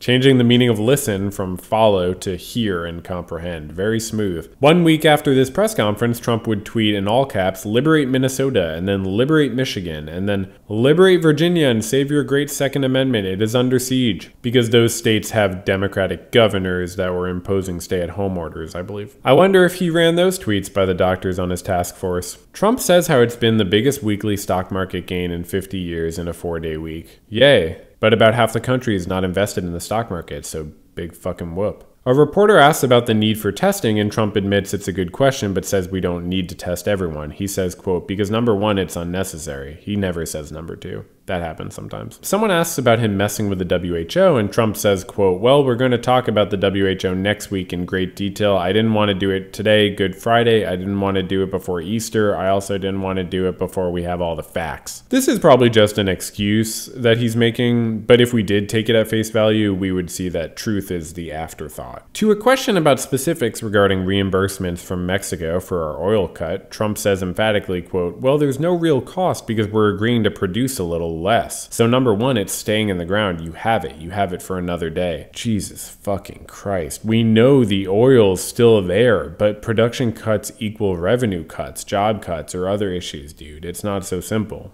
Later, regarding when to lift the stay-at-home order, he says, quote, I don't know that I've had a bigger decision, and, quote, hopefully it's going to be the right decision. Yeah. Yeah, it's your big day, bro. And when the reporter asks about metrics he's looking at as to when to make this big decision, Trump points to his brain, or where we can assume his brain probably is, saying, quote, "The metrics right here, that's my metrics. That's all I can do. I can listen to 35 people. At the end, I gotta make a decision. And I didn't think of it until yesterday. I said, this is a big decision, but I want to be guided. I'm going to be guided by them." He literally says that he didn't realize until yesterday in the second week of April of last year that this is a big decision. And yet he can't or won't relate any metrics that he's using to make his decision. We're going to finish up this analysis just about now, really soon. And one thing we've learned, which we see again here, is how he can't engage with the world of values and describe anything in detail because he doesn't grasp qualities. He doesn't want to look into all the qualities and all the pros and cons because that would necessitate that he weigh them against each other, which he subconsciously realizes he doesn't have the wisdom to know how to do. Then he calls the virus, quote, genius for how it spread. He almost sounds like he's admiring it, but he says people are, quote, violently dying. It's a very tough adversary. He says, quote, I'm going to have to make a decision and I only hope to God that it's the right decision. Not very confidence-inspiring, but nice and holiday-themed. He says, quote, but I would say without question it's the biggest decision I've ever had to make. He sounds like he's promoting a new episode of his reality show. Stay tuned. Dr. Birx acknowledges the models are based on social distancing through May and then says a lot more. Trump steps back in and says, quote, you talked about couldn't it lead to death, meaning you open up could lead to death, and you're right, but you know what, staying at home leads to death also. And it's very traumatic for this country, but staying at home, if you look at it, numbers, that leads to a different kind of death, perhaps, but it leads to death also, so it's a very big decision. Great, he gets the gravity of it, huh? Does he get the substance of it at all, though? And yeah, it's been hard as fuck getting through the isolation of the last year, but I would do it again and again if the alternative was hundreds of thousands more humans dying decades earlier than they would otherwise die and being taken away from their loved ones before their time. I don't care how depressed it made me in this last year. That's so obviously more important. Life matters no matter what the powerful say. And I've really struggled. I've been isolated. I live alone. This shit's hard. But it's not even a choice, man. He's challenged regarding the, quote, happy talk of his cheerleading and says, quote, there's no happy talk today. He adds, quote, maybe it's happy talk for you. It's not happy talk for me. That's an intentional misunderstanding that serves as a deflective sort of denial and presents an incredibly fucked up thing to assert towards a member of the Fourth Estate, that the reporter considers talk of death happy talk. Is it Fifth Estate? I don't remember, whatever. The reporter was clearly asking about what Trump himself has called his way of, quote, cheerleading the country, and the reporter was questioning the need for that. Trump does this thing he's done at least twice already, also both times right towards the end of a press conference, where he admonishes a reporter that they should ask their question in a positive light. Never mind that this reporter started his question with a reference to people perceiving these press conferences as happy talk. Trump says, quote, you shouldn't be asking that kind of a question, Jim. Honestly, okay, look, I really don't believe you're that bad of a guy. You shouldn't be asking that kind of a question. You should say, you know what, it's been really incredible what's been happening. And then Jim interrupts and Trump interrupts and blah, blah, blah. Soon, Trump says, quote, we're going to be substantially less than the minimum, meaning the minimum number of deaths in the model they were using, which was 100,000, a number of deaths that the U.S. surpassed in only about a month after this press conference. And then Trump gestures to the doctors as if to spread responsibility, saying, quote, I certainly hope, unless something happens, that would be tragic. Like what, buddy? What would happen? It's already happening. What could happen is we could let up on the mitigation methods too soon, which frankly you, the president, have been pushing for already and will continue to push for. Then he holds up his right hand like the top of a curve for the top of the minimum projection, needlessly adding, quote, nobody thought the American people could be so disciplined. Nobody thought it was possible. They've been unbelievable. In his normal love of gore, he says, quote, people would be dropping dead on the subways if we did the, quote, herd approach. He says, quote, we were talking 50, 60, 65, maybe. Maybe. Gosh, this is such a detached way to discuss premature dying. It really doesn't seem necessary to repeat the numbers so many times, especially not without the thousands. Just saying 50, 60, 65, man, like you're counting money. Let alone the fact that he was blatantly lying about what was a reasonable estimate. He says, quote, the American people have been so disciplined, it's been my honor to be their president, which this feels very strange that he said their, as if the people in the room weren't included in the category of people whose president he is. He repeats it even, quote, it's been my great honor to have been their president. This time fucking with the present perfect tense. It's been my great honor to have been their president. And the same odd pronoun. Anyways, he adds, quote, I have a big decision coming up. snap. Yay, he takes responsibility, doesn't he? Whew. He goes on, quote, "And I only hope to God that it's the right decision, but it'll be based on the input from a lot of very talented people, very smart people, and people that love our country. So who's making the decision? It's unclear," but he ends with, quote, "Thank you all very much. Thank you." If you're still watching this, thank you so much. I mean, I guess thank you, or as Trump would say, congratulations. So the Monday following was April 13th, marking a month after the Friday the 13th that we started on, and I took this as an occasion to fucking stop watching the press conferences in such detail. So I'm glad to announce that we're ending the video. I mean, I could talk about how Boris Johnson got out of the hospital, or about how Trump retweeted a Fire Fauci tweet, or about the market falling 1% to 2% in a day, or about it looking like the US confirmed cases curve flattening and sharpening and so on, but we're done. I hope this was an entertaining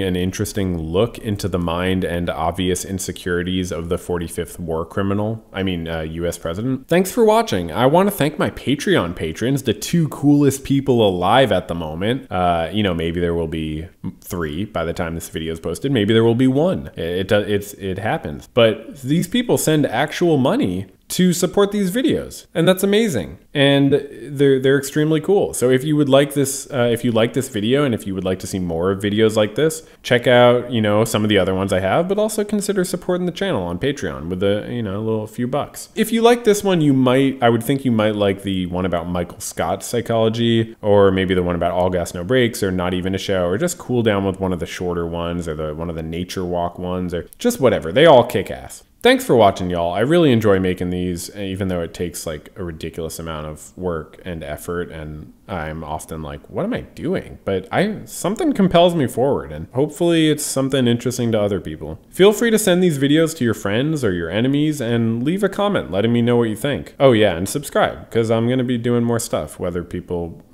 are begging for it or not. So, all right, bye. Probably good to take a walk or something. This was a long one. All right.